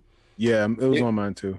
The only reason I didn't put it on mine is because It was No, you. no, no. because I also thought I didn't know if we were doing like just running through each's list separately, and I'm like, if we all put this match on there, then it's like just gonna like, oh, then everybody's gonna talk about it. Like I was like, I've got to put something else on so that someone else can talk. I appreciate all the love and match. care you wouldn't put into your list there. So. I overanalyzed. I was just like, all right, I'm gonna do my favorite matches. Here we go. Hey, honestly, like 47 honorable mentions. Honestly, though, I think it's dope that all of us kind of expect. I don't know a lot of people that appreciate that match. You know what I mean? Like, I know that I'm amongst wrestling fans right now. Right. But, like, most of my other homies aren't. They're not, like, pure, pro wrestling fans. So, they don't get it from the dirt like us. They don't. Yeah, you know what I mean? So, like, it's I remember DX. I remember British the Bulldog. Yeah, you know what I'm saying? I remember Stone Cold. And they put like S's on people's names. Right. I remember Stone Cold Steve Austin's. Austin's like Joe Budden. Like, damn it. Myers, Kroger's. It is Aldi's. It is Aldi's. Oh, Aldi's. One says it's Aldi's. Bro, I hate it. Scott's Hall. Scott's Halls. Yeah, that's egregious. Kevin's Nash's, nigga. Rey Mysterio's Juniors. Kevin's Nash's. Chris Jericho's. It's like an 80s sitcoms. Kevin's Nash's. Kevin's Nash. Starring Don Johnson. Oh my God. How do we get together again? It's Kevin's Lashes. All right. Number 4. Let's do it. Omega versus Okada, number 2. Oh, yeah. Here I am. Was... Hey, this is fucking Dave Meltzer. And I gave this match about 75 stars. 75 stars. It was so special. I've got a problem here. I just saw this match. It was so special. Stars and, and there's Omega. And there was Okada. It was so special. Dave Meltzer. What a review. Oh, Uncle Dave. Hey, man. Do we fuck with Meltzer? No. Not really. I didn't think so. And the reason I don't is because I just hate so much. I just hate so much that he broke his own scale. Because he broke his own scale. I was looking at his ratings the other day. It's ridiculous. Bro, because now, like, if a match gets 6 stars, now we have to look back on all the other previous 5-star matches and be like, wait, so is this match not that good then? Because that one got 6. Yeah. That match is dog shit now. That match is dog shit to me. I feel like it was... He really opened Pandora's. It was one thing where like he could have broke it once and been like, "Hey, this is the only time I'm ever doing this." Yeah. But but now it's like, now this one's a 6 and it's like, and it's like, bro, there's matches. It's like power scaling in DBZ, where it's like, okay, this match is Frieza, right? You gotta go. I feel like if he. Now he's got to go back and like restart every match. No, man, he's just, you know what I mean? 100%. He should. This match is Super Saiyan beyond Super Saiyan. This is Diablo Super Saiyan right here. Right. Stupid ass name. Diablo. El Diablo. Better than the Magic Man. But Omega versus Okada, man, it was better than the first one. The Omega versus Okada 2, it was, and that is difficult to do. Yeah, bro. Facts. I mean, the Wrestle Kingdom match is my number 1, but this match is my number 3. So this match is number 3 on my list. This is right up at the top for me. Like, I think honestly, Knob, I don't know how you made your list without like. It was difficult. And then after a while, you were just like, you know what? Yes. Yes, 4 Kenny Omega matches. I was like, hey, I like them better. Yeah, for sure. Yeah, that was like kind of the thing for me to just kind of like lean into it and just be like, yes, these are my favorites for a reason. That's exactly what I did. I was like, oh man, and I was like, you know what? I'm not gonna lie. You know what I mean? Yeah. That's gonna come up at the end for me as well. But man, like, you'll be surprised. I think we'll be surprised actually. Okay. That spoiler alert. Spoiler. But yeah, I remember. I think that was like I think I watched that one with J1, and she had no idea who either of them were. She's like, man, Sasha Banks going to show up at any point in time because this is what I'm into. Especially at that point in time, like I think she might have been like 5 or 6 at the time. So it's definitely like there are no girls in this match. I'm not really into it. Right. But we were watching and she was like, huh, okay. Huh. I see you, Kenny Omega. Okay.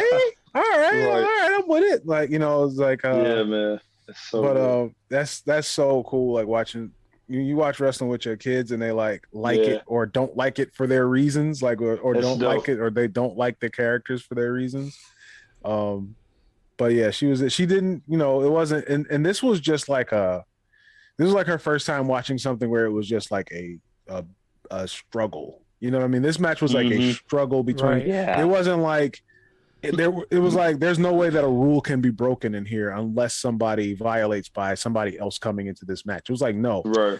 we're going to do this right. And it was just like, especially the character that Kenny was at the time, and it was just like, no, I want to beat you on my own, like fair and square. I am the best wrestler in the world, and I'm going to prove it. And it was so dope. Like it added such a good little, just like a little thing to the match, like the fact that the Young Bucks were there, but you know what I mean. The Young Bucks were there, but also knew that they couldn't get involved because Kenny didn't want them to. So and it was funny. Also at that time, the Bucks, I forgot who they wrestled, but it was a lot of flippy shit.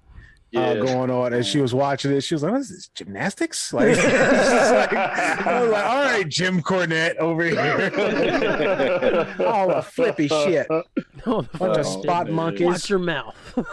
Yeah, she didn't care for it. And this is also like Don Callis, man. He was so good on commentary in New Japan. Yeah, he did so good on commentary. I just remember in this match. Kenny he celebrates and he gets hit with a drop kick and Callis just goes, God damn it.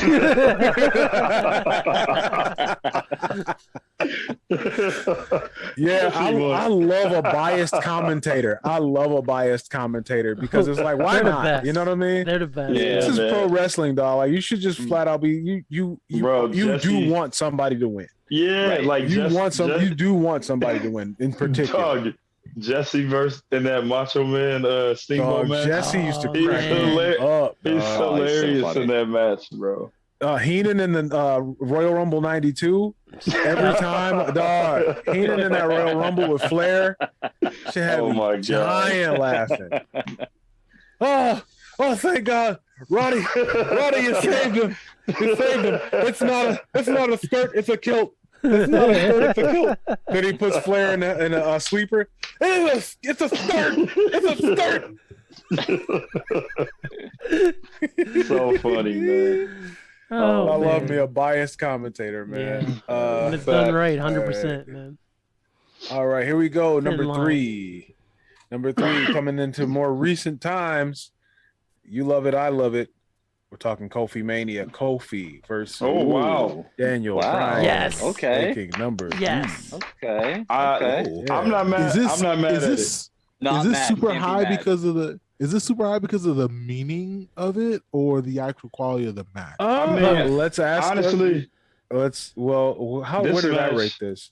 Yeah, it scored high because I think it got a lot of like mid votes. So, but that there's one of us has it, two of us have it toward the middle. One of us has it kind of high. I think I had it. No, I don't know exactly how it landed, but I don't know. Hey, that was a pretty good. That was good. That was good. I thought it was a soundboard. Hey, man, that's why he's the third member. He's the what's third up. man. That's a good. But that is a good question. I think that maybe, I mean, depending on the scoring, maybe we do just like it that much because it was like I also tried to take into account things that had me on the edge of my seat. And also I take into account not knowing who's going to win, Mhm. not knowing because there's matches and it's like this is kind of like everything that the groundwork had been laid out to where this should have been like, oh, he's definitely Kofi's definitely going to win, but it was like, or does Vince just want to hurt us so bad? So it was just like the elation of it working, you know what I mean? Right. Like the elation of it going the way that it should have gone, because and I mean, like, Daniel Bryan isn't like the most evil character that they could have put him up against, but definitely but like vegan jerk Daniel Bryan. Save Planet Daniel Bryan definitely was, man. Eco-friendly belt. Eco-friendly belt. That nigga had an eco-friendly belt, and he was supposed to be that made him a heel. Like that guy. Yo, he came out on SmackDown, and a fan had a sign that said, "Yes, this sign is made of paper." Damn.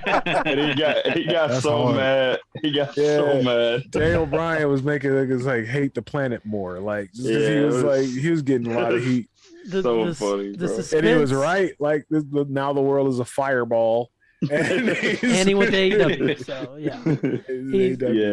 But I mean, this match is dope, man. It wasn't the match on my is list, good. The match is real good. Like, that's what I was gonna say. Is like, I think people remember it for the moment and everything, but like the match itself is still really good. Yeah. You know what I mean? Like it's a good match. It was a big deal. It was a big deal when Lashley took the belt off Miz, even though it was kind of a squash. It's because it's like, oh, look, we got a third one, But but being in one of the, we got a third good one. We got a third good one. Shout out to Bootstraps. Now they have 3. Yeah, but the stakes of having somebody that look not the black hand I like that. I can't wait. Shit. I gotta write that movie. I told Nob I was gonna write that. Make sure you use that black hand side with me, Kofi. It's gonna be Get Out 2, but it's gonna be all about Titus O'Neil. Oh my god! Damn, Vince, not a kid. Come on, Vince. Damn, man, how you gonna fire me again? This is the third time this Titus. Week. Let me say it. Come on. I can't grant you that. I can't. Come on now. Come on. Just once. He always has to like explain why he can't do it. Now look, if I give you the right to do it, they're gonna take away my right to say it, which means I can't give you the right to do it again. And then he's Terry Crews. It's the transitive property of the N-word. It don't go. Transitive property. Oh my god. It's not commutative. I can't do it, Vince. Damn, it's only me and you in here, Titus. Come on. There's no microphones. It's only me and you in Shifty here. eyes. It's only me and you. Come on. I know Shane is sitting somewhere with his cell phone. You ain't gonna get me with that one. He's within earshot. I know it. Come on, Shane. He's on to us. Shane come out like this. Shane come out all Shane with his phone. All right, stupid ass. My god. Stupid. Here comes the money. Every time he goes into like any room, he gets off the couch and goes into the kitchen and comes back. Here comes the money. Like, that is so embarrassing, dog. Oh my goodness. Tell Alexa to stop playing that every time you walk into a room. Doing the boxing shuffle. Shane has friends that pretend that he's really good at MMA. Yeah, the Mean Street Boxing. Pete Gas. 100%. He has. Well, no, he's got a coach who's like, oh man, oh, you got me, Shane. I tap. All right.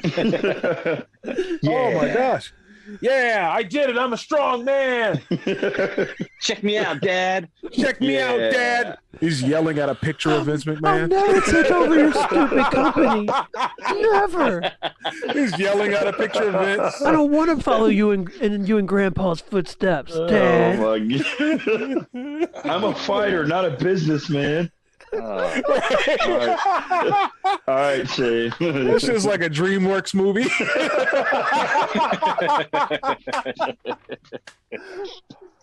I'm a fighter, not a businessman. I got the heart of a fighter. Join us for the story of one man Would a businessman jump off a cage? who's been trying to get out of his father's shadow for 45 years. Oh my god. DreamWorks presents Shane O'Mac. Oh jeez, man. All right, yeah. Kofi Kingston versus Bryan. That's what it was. I was like, There we go. What match are we talking about? Great moment, great everything surrounding it. Everybody, Yeah. you know, and then until Brock. Hey, what's going on, guys? Brock Lesnar here. I fucked that up. I fucked that all the way up. You know who I like? I really like Betty White. Like, that's the only person I'd be starstruck by. I'd be like, if she came in, I'd be like, holy crap, that's Betty White. Anyway, that's all. Bye, guys. Take your wigs and get the fuck out of here. Cena. I already read the contract, Paul or Roman, with my Hey, advocate. that was actually pretty cool. Oh, yeah, I that actually, was I totally didn't good. hate that. I didn't hate that. That was a cool little moment. And, you know, he didn't have to really say that many words. Yeah. Because when I talk, I can't help but talk about how much I like Betty White. You know? Take them hair plugs and leave. Oh man. Because I'm an ass kicker. Oh, You remember he said that shit? Go I'm an first. ass I'm an kicker. ass kicker. Go for it. I'm an ass kicker. Shut up, dog. You know he says "betch" when he yells at Sable. Is that Oh like, my god. he calls her a betch. That's It's like, He's like that one TikTok where the girl, like the camera goes up to the girl, and then the guy's like, "So, what's for dinner, bitch?" He's like, "What's up there, bitch?" like Jesus. Don't talk to me like that, Brock. You know I don't like that. When you talk to me, Is that what Sable sounds like now? Oh man. her shit is. She was super nasal. It's been Oh, so yeah. long. Oh yeah, Sorry. she was real nasally. She was super It's been nasal. so You guys, long. sorry, Hype. You were just looking at her tits. It's fine. That's what they. That's Fine. essentially what they were telling us to do anyway. Yeah. It's not your Tits. It's like, all right, guys, here we go. All right, here we go. If she wasn't Oh, wrestling, she man. would have been the Skinamax star. Yeah, and they tried to make her both, and you know, Hollywood was like, "Listen, Yeah. guys, I know that's big business over there, but we got way hotter chicks over here. No it's thanks. Fine. It's fine. No thanks. No thanks." And she's really nasally. She's bad. I She's love bad. how we stepped all over Kofi and Daniel Bryan for that. We whole... stepped all over everything, can- dog. and Don't we can- worry yeah, about it. We stepped Every all match over got- everything. Got I refuse to stomped let on. them get. All right, here we go. No. Here we go. Hey, but no, for real, on the Kofi shit, like you guys said, the match was solid. I mean, it was Brian in there. He's gonna do the shit. You know, him and Kofi did their thing. I was in New York for that one. Oh, I wasn't at wrestling. I was guy. there because Tama brought me out to the block party. Right. That was the first block party, right? Pardon me, my friend pardon me. Tama Tonga Wow. brought No, me No into big deal. No, but so he that had was me a come out bigger to the block flex than party. mine. such a But It no was. way. That's the homie. So Be we, my homie. Let me but call I him up remember, real quick. but I remember being there, just being in New York and like being around and the everybody being there for Kofi and for Yeah, that. man. So many people were solely there. Like fuck whatever else was on the card. Like they were there to see Kofi go over at Mania. Yeah, Like so for many sure. people, and it was such a cool thing to see. But kind of going back, like, well, is Vince not going to give us what we want? I was like, man, Bro, this I is was Everybody thought we were all gonna the lose way the bad. whole time. It was And it's- so. It was. Yeah, it man. could have. It could It have been. was It would have been scary. really, really bad there. It would have. Like, It should have oh. been bad. Like if people wanted to riot after like Yeah. that, I would have definitely understood because we've been taken on a ride, bro. Again, pro wrestling is definitely like it plucks on you. It plucks with your emotions, and it's just like, all right, you know, I'm trying to make you feel a way, and if you know what I mean, I just felt like just the struggle of that, and I mean they didn't shy away from the racial aspect of it. Nope. Because it was so obviously there, and I mean New Day being like, you know, so representative of what they were so representative of, and it's just like, you know, it was that whole thing of like him having been there for 11 years and having earned it maybe like 7 years ago, and like the thing that all of our parents told us about working twice as hard to get half as far, dog. And it was just like, if they take this from him, bro. It was so relatable, man. Like, yeah. But I mean, I just feel like Daniel Bryan probably had to be like, Vince, he needs to win this match. Yeah. He probably did have that conversation, because you know that shit crossed Vince's mind. Like, we'll get them all riled up. And I can see Brian just going like, no, absolutely. We'll do this on Raw tomorrow. And Daniel's like, we'll put them over on TV. All right, fine. But then Seth is going to take the other title on the next time. And they like act like they teased that too. And I was like, no. I do not want him having a title match right now. No, that would make me mad nervous once on a Raw. It's like, it's going on. Oh, here we go. Hey, man, the Drip God is in the building. Yeah. You guys look great today. What number was that match? 3? That was number 3. Nice. And moving on to number 2. Deserves it. Who, buddy? We got a barn burner here. Bret Hart versus Steve Austin. That was my number 1. That was my number 1. This was actually my number 2. WrestleMania 13. WrestleMania 13. That was my 13. novel. That was going to be my question, because I had this 13. I had, when I put it. You had both of them on there, and you said pick. I said Hart versus Austin. I said either Survivor Series or I was Mania like, your 13. pick. I went with Mania because I'll take either or. It accomplished so much in one match. In so little time, too. In so little time, it was a masterclass. There was no, like, I mean, even they like critique it. Like, when I like to listen. I listened to them, their watch along of it. Bret Hart and Steve Austin, they did a watch along of the match. It was very cool, and because these guys are such perfectionists, they still found little things to nitpick Of course, yeah. But again, this is like in that same realm of Steamboat and Savage, where like so much stuff was like poured over, like just where am I going to get color? Where's the, and Bret cut Austin. Like he cut him. Yeah, right. Nobody, right. you know what I mean? Trusted another man to blade him. Like the level of trust, yeah. Bret did that. And he was like, Is that the first time that's happened in wrestling? That we know of? No, but it is the first time that it's happened in wrestling that it didn't go horribly bad. That's a great point. You know what I mean? Like, I wouldn't say that it didn't go horribly bad. He was leaking. Well, he was leaking, but it was like it was a perfect cut. Is what it was. Because if you do it right, it's supposed to mix with the sweat and make it look worse than it was. Yeah. But it was a very little nick. It was like the corner of a blade that he had wrapped in his tape, in his wrist tape, and he cut him, and it was really like he wasn't all, you know what I mean? Like, and Austin didn't really get a lot of color throughout his whole career, honestly, if you really look. Mm-hmm. But guys like Flair and Dusty and they look like you got railroads up there. Hepatitis the Butcher. You know what I'm saying? Hogan. Look at Hepatitis the Butcher. All that scar tissue they got on their forehead from just constantly rip. Just like come on, man. Just like slash it deep. Make sure it gets. You got to cut deeper after a while to get through all the scar tissue to get some blood out of there. Like it's fucking gross. But it was great. It was a great cut. It was a great the double cross. Double Ken turn, Shamrock being there as the referee, looking like $1 million bucks. A lot of people forget that he was even because the match was so good. It was, and so everything they do was else. So perfect, and there was so much else.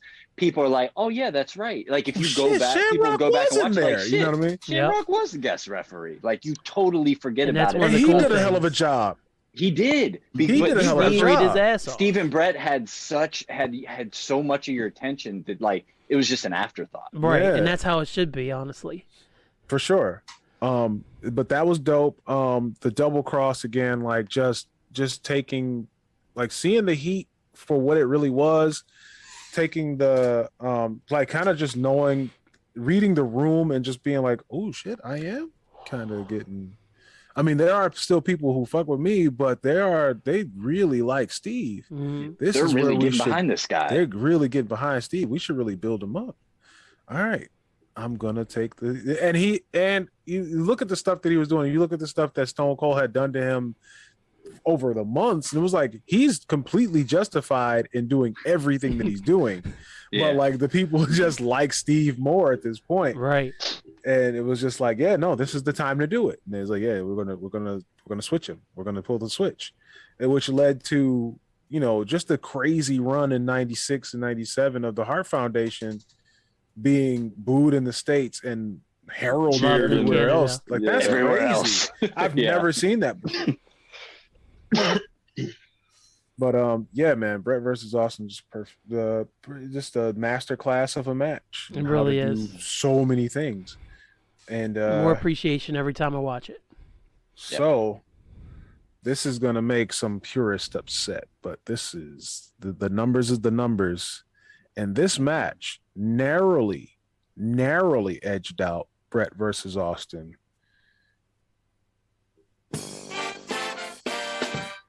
We're talking CM Punk versus John Cena at Money in the Bank.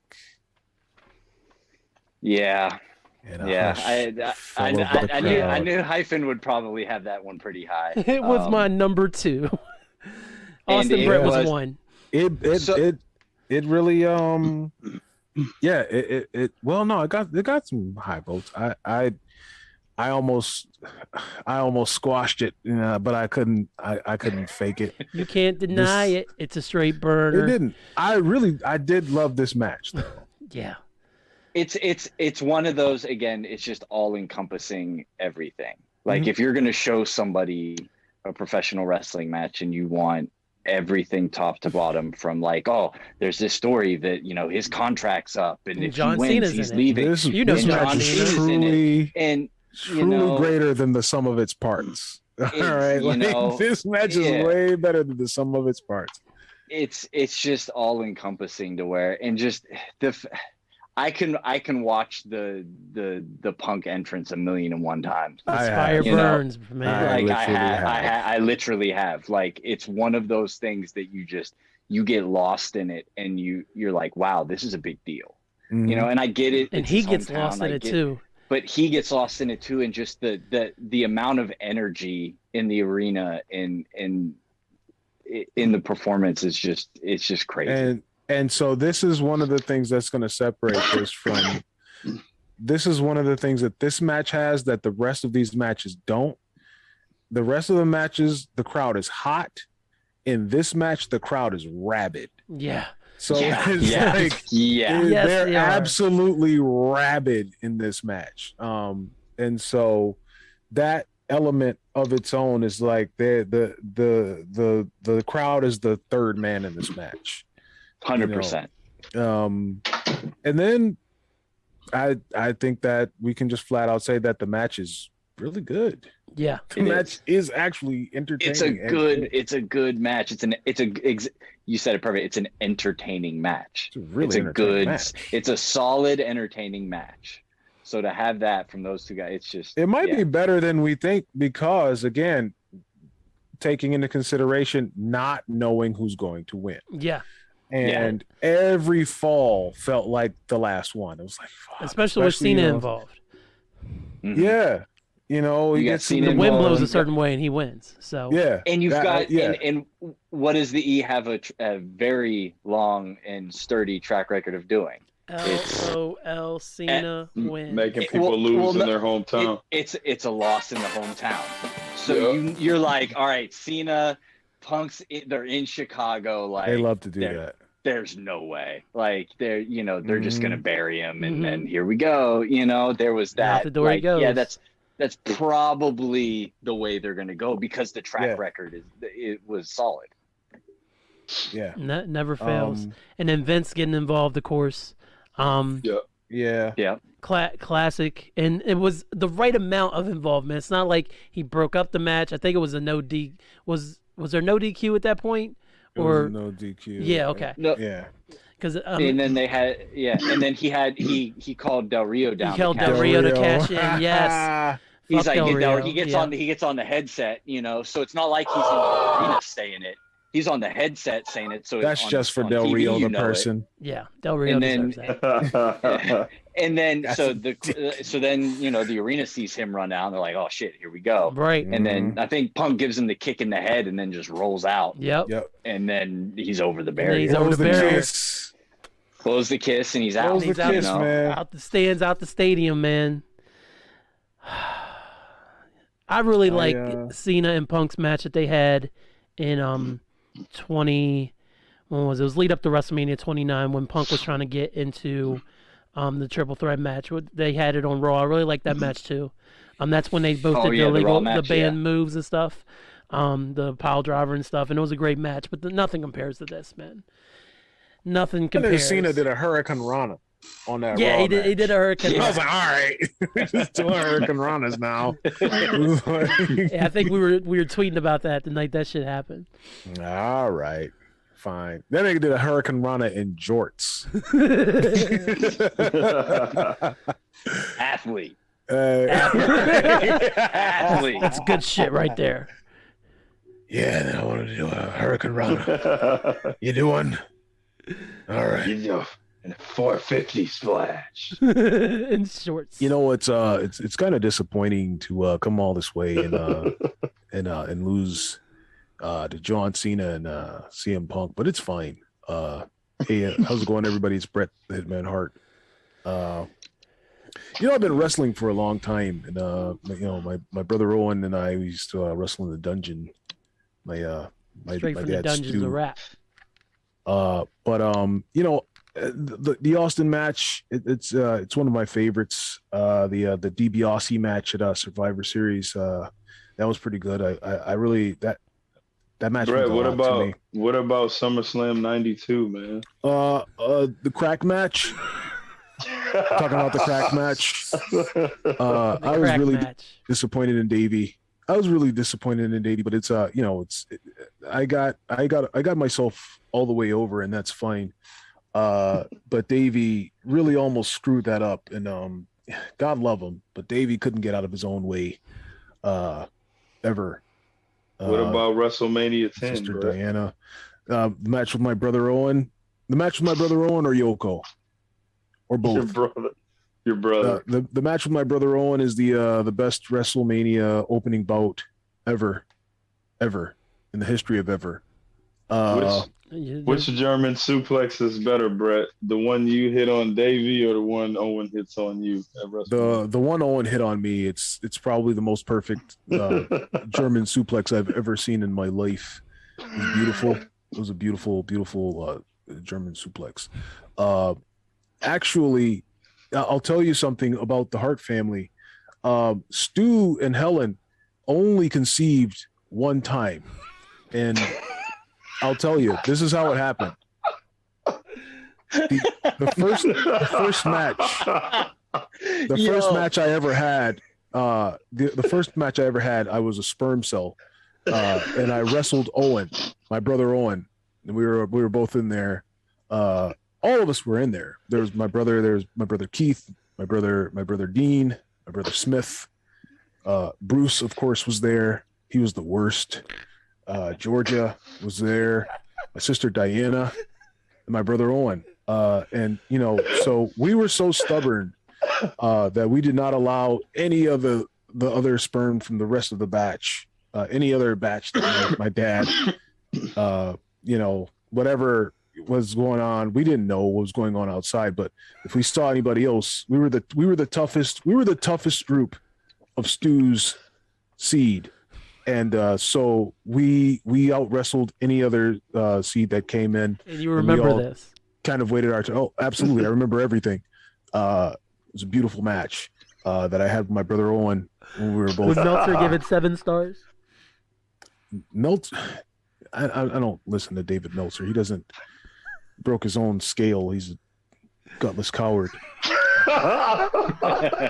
He's a gutless coward, and he won't even stick to his own guns, so I don't need to listen to him. But yeah, and we all waited our turn. So there was Dean, there was Smith, there was Keith. He was a hell of a guy. And Bruce, you know, he cried his way out. Then there was me, Georgia, Owen, Diana, I think in that order. And so so that was it. That's my earliest memory when I was first got out of Stu's balls. That's my earliest memory. Bret, go back to America's hat, buddy. All right. You know I have dual citizenship, right? Get the fuck out of here. My mom's from New York, so yeah, I got dual citizenship. You guys hanging out or what's going on? No, yes, we are. You're not. Bye. Yo, Marcus has no love for Bischoff's anybody. gutless yellow belly coward and Hulk Hogan sucks. I'll see you later. Peace. He said the Get thing. a fucking personality, Bret. Dang. Get a fucking personality. Oh shit! What happened? Oh shit! What happened? This your favorite wrestler of all time, Eric? What? He was talking about sperm a lot. I don't know what the Virgil was here. He said, "What up, though?"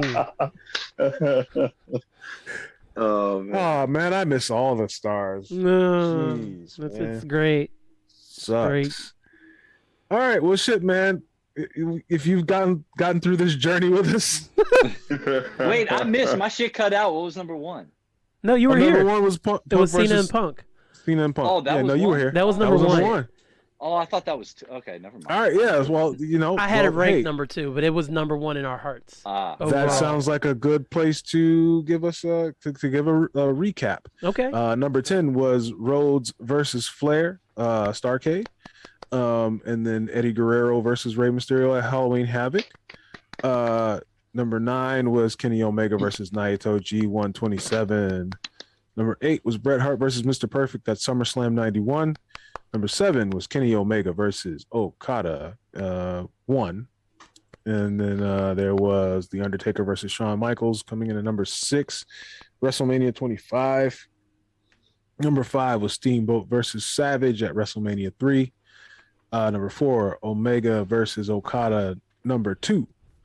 Number 3 is Kofi versus Daniel Bryan, Kofi Mania, WrestleMania 35. 35, yes. 35. Yeah, I there we checked it go. before I sent my list, yes. Yeah. And then number 2 was Bret the Hitman Hart versus Steve Austin, WrestleMania 13. And then number 1 was surprisingly CM Punk versus John Cena at Money in the Bank. Didn't see that coming. I honestly didn't see that one coming either. The Yeah. reason Well, I mean, I didn't, because I thought it would be all New Japan, and I'd be like, all my matches wouldn't be on why there. we didn't see it coming, guys? Oh my! You know what I'm God. saying? Is that the That's fucking dismount? why. That's that why the we fucking didn't see dismount? it Almost. coming. It was. I got Cena. hung up. I thought that we were at 2 and that was it, and then I thought 1 was going to be Bret versus Owen. No. I just had a feel. I had this feeling. Yeah, it should have been Bret versus Owen but was it going to wasn't. be because it's. I mean, let's be honest. It like bell to bell. It's the. Oh yeah. match ever. Matt, the wrestling quality. The wrestling quality. It's probably the is best the match best. I've ever seen. So yeah, I mean, let's talk about it. Let's see who didn't make this list that we had on, or that should get honorable mentions. Undertaker, Mankind. Yeah, it was almost there. King King of the Ring, yeah. 98.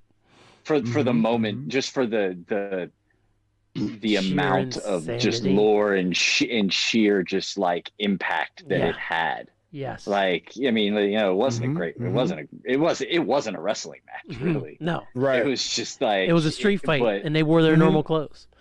but the just the amount, like the amount. I'm gonna of put on some impact it had. jeans. I'm gonna put on Kick some your jeans ass. and I'm gonna fight you Oh, in an alley.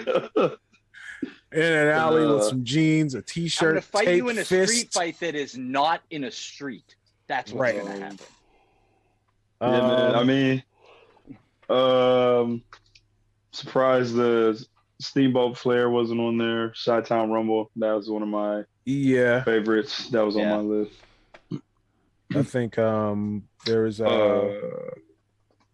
there's Ultimo Dragon versus Dean Malenko that we had in there. Oh yeah. Yeah. I had That's Rock one of- Austin. one of my Rock favorites. Austin. Two. There's Rock Hogan is in there somewhere, man. Come on, brother.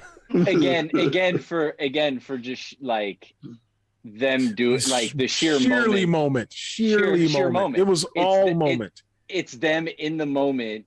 It was all changing sizzle, the no face steak. heel dynamic, Yep. and then going from there. Like that's the only. It was like reason. going. It was like going to a hibachi restaurant and they do all the cool stuff at the beginning, but then it's just over and they don't. serve And then the they food. just sweep all the food in the garbage.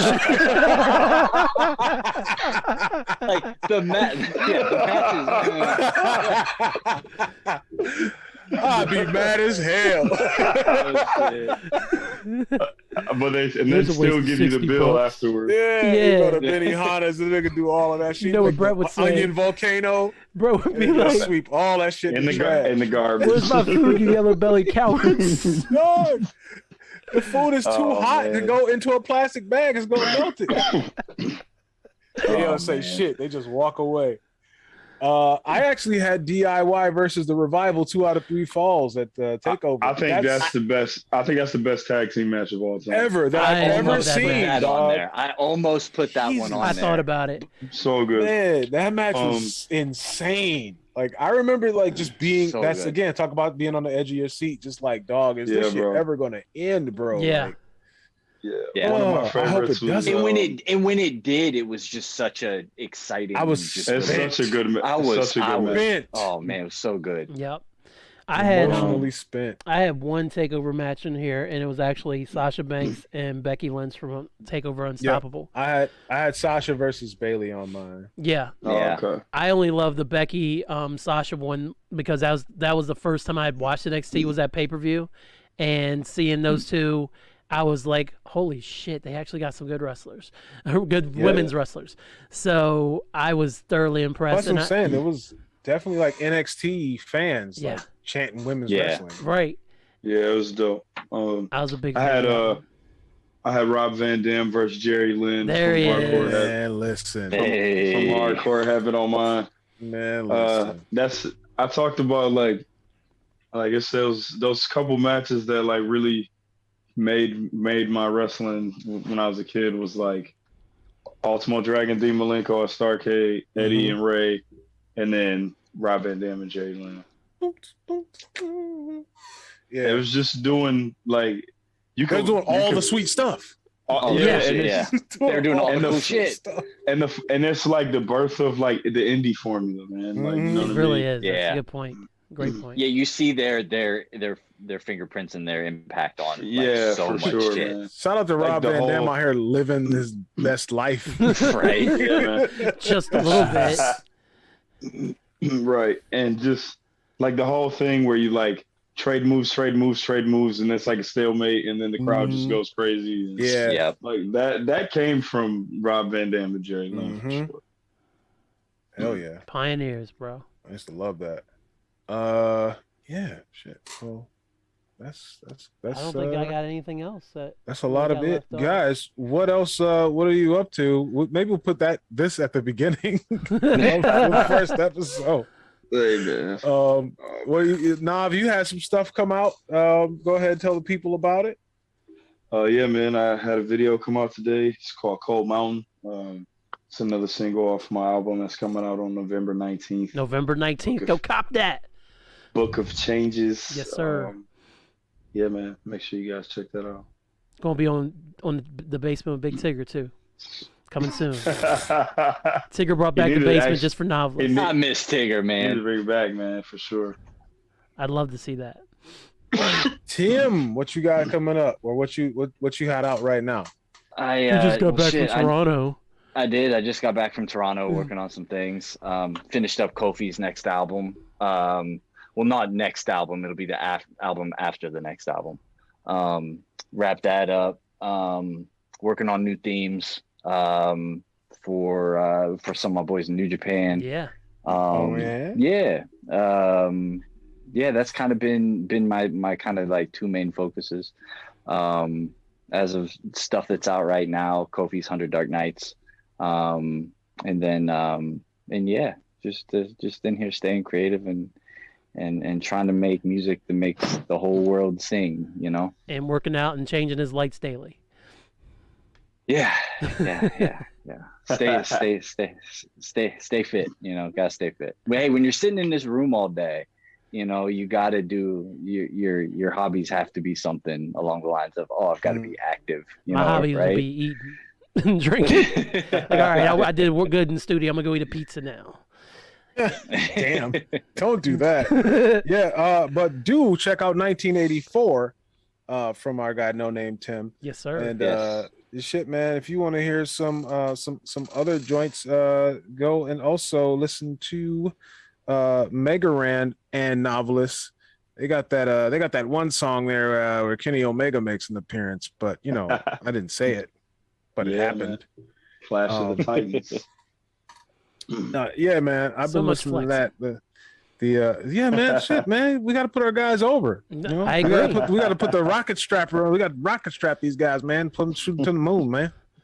To the moon. We're making stars out here, man. Hell, man, that mission complete, man. I like that one, man. It takes me back to my days of playing that dang on Mega Man X2, man. Wait, who is this? Who are you right now? Me. I'm just another version of me right A now. lot of people living in here, dog. I'm sorry. I'm exhausted. There's a lot of people here. I gotta go be Krang in a minute. Whoops. Didn't even let that slip. He's there running a bed and breakfast there out of the house. Pretty much. He's got everybody. Eric is punch drunk right now. Punk drunk. Yeah, dog. I keep working. I gotta stop doing that shit, bro. I know, right? You need to get that. Keep get that new job every day that God jobby sends job. down. Yeah, man. Pretty much. So here's hoping that I get that. Yeah. Anyway, we don't have. Well, we always got something. Check out, check out Rasslecast Power Hour like you're doing right now. Continue to check out Rasslecast Power. Make sure you go to the YouTube channel and you watch video. This video is going to go up because there was no issues with it. So this video will go up and you can watch us laugh in person and see Tim's pretty lights and watch me try not to yawn on camera, not from boredom, just because it's late and I worked all day. Tired, bro. And watch me and get my T-shirt. Yeah, I was getting ready to say, you see Marcus's dope T-shirt. I'm percusizing from Heavyweights. And yeah, I was supposed to give it away. Yeah, you got to tease that. They got to watch to get that. You just gave it away. What's wrong with you? And you know what? We love you. And you know what, Kellen? And because you did that, the Boston Red Sox are about to get eliminated. So you jinxed them. Buddy. So go Not the Sox. Go listen to Marcus's podcast he does with Kat Chinetti called "We Should Do This Again Sometime." New episode dropped today. And then you can also wander over to the Swordcast featuring Noveliss down there and Hero, or Hyro, as I once called him. I was like, hey, you got dope solid Hyro. He's like, nah, yo, Eric hit me up immediately. Eric heard that podcast, and this is like 2 years ago. He's like, dog, it's Hero. It's not Hyro. I was like, my bad. Woof. He has the drop too. The Welcome Back Hero drop. No, I think this is before the Welcome Back Hero. This Welcome is before. back, Hyro. This is. You know I can't remember nothing. Okay, there's no. We're laughing. We're laughing at hyphen. It is fun because I am not in the middle of it. This has been the best wrestling podcast there is. The best wrestling podcast there was. The best wrestling podcast there ever will be. Hey, nailed it. Go check out Hyphen Nation if you want to as well. Our secretaries will see you out. And that's it. Anybody else? What guys? Anything left to say? Any other voices around? That's it. We gotta go. We're out of here. Bye, dorks. That's all you get. Bitch. In the words of Don Adams, eat a dick. Oh, you stop! Sorry, guys. God damn it! You are dying. You are dying to get that off. It's not what he says. Man. He's like, ain't no fucking outro. Eat a dick. I literally said that. I was saying in the words of Don Adams, eat a dick. God, hey man, that was hilarious. I laughed a lot. My face that hurts. Was my face hurts. People are gonna be like, dog, shut the fuck up. This is gonna be a great podcast for people who are like lonely.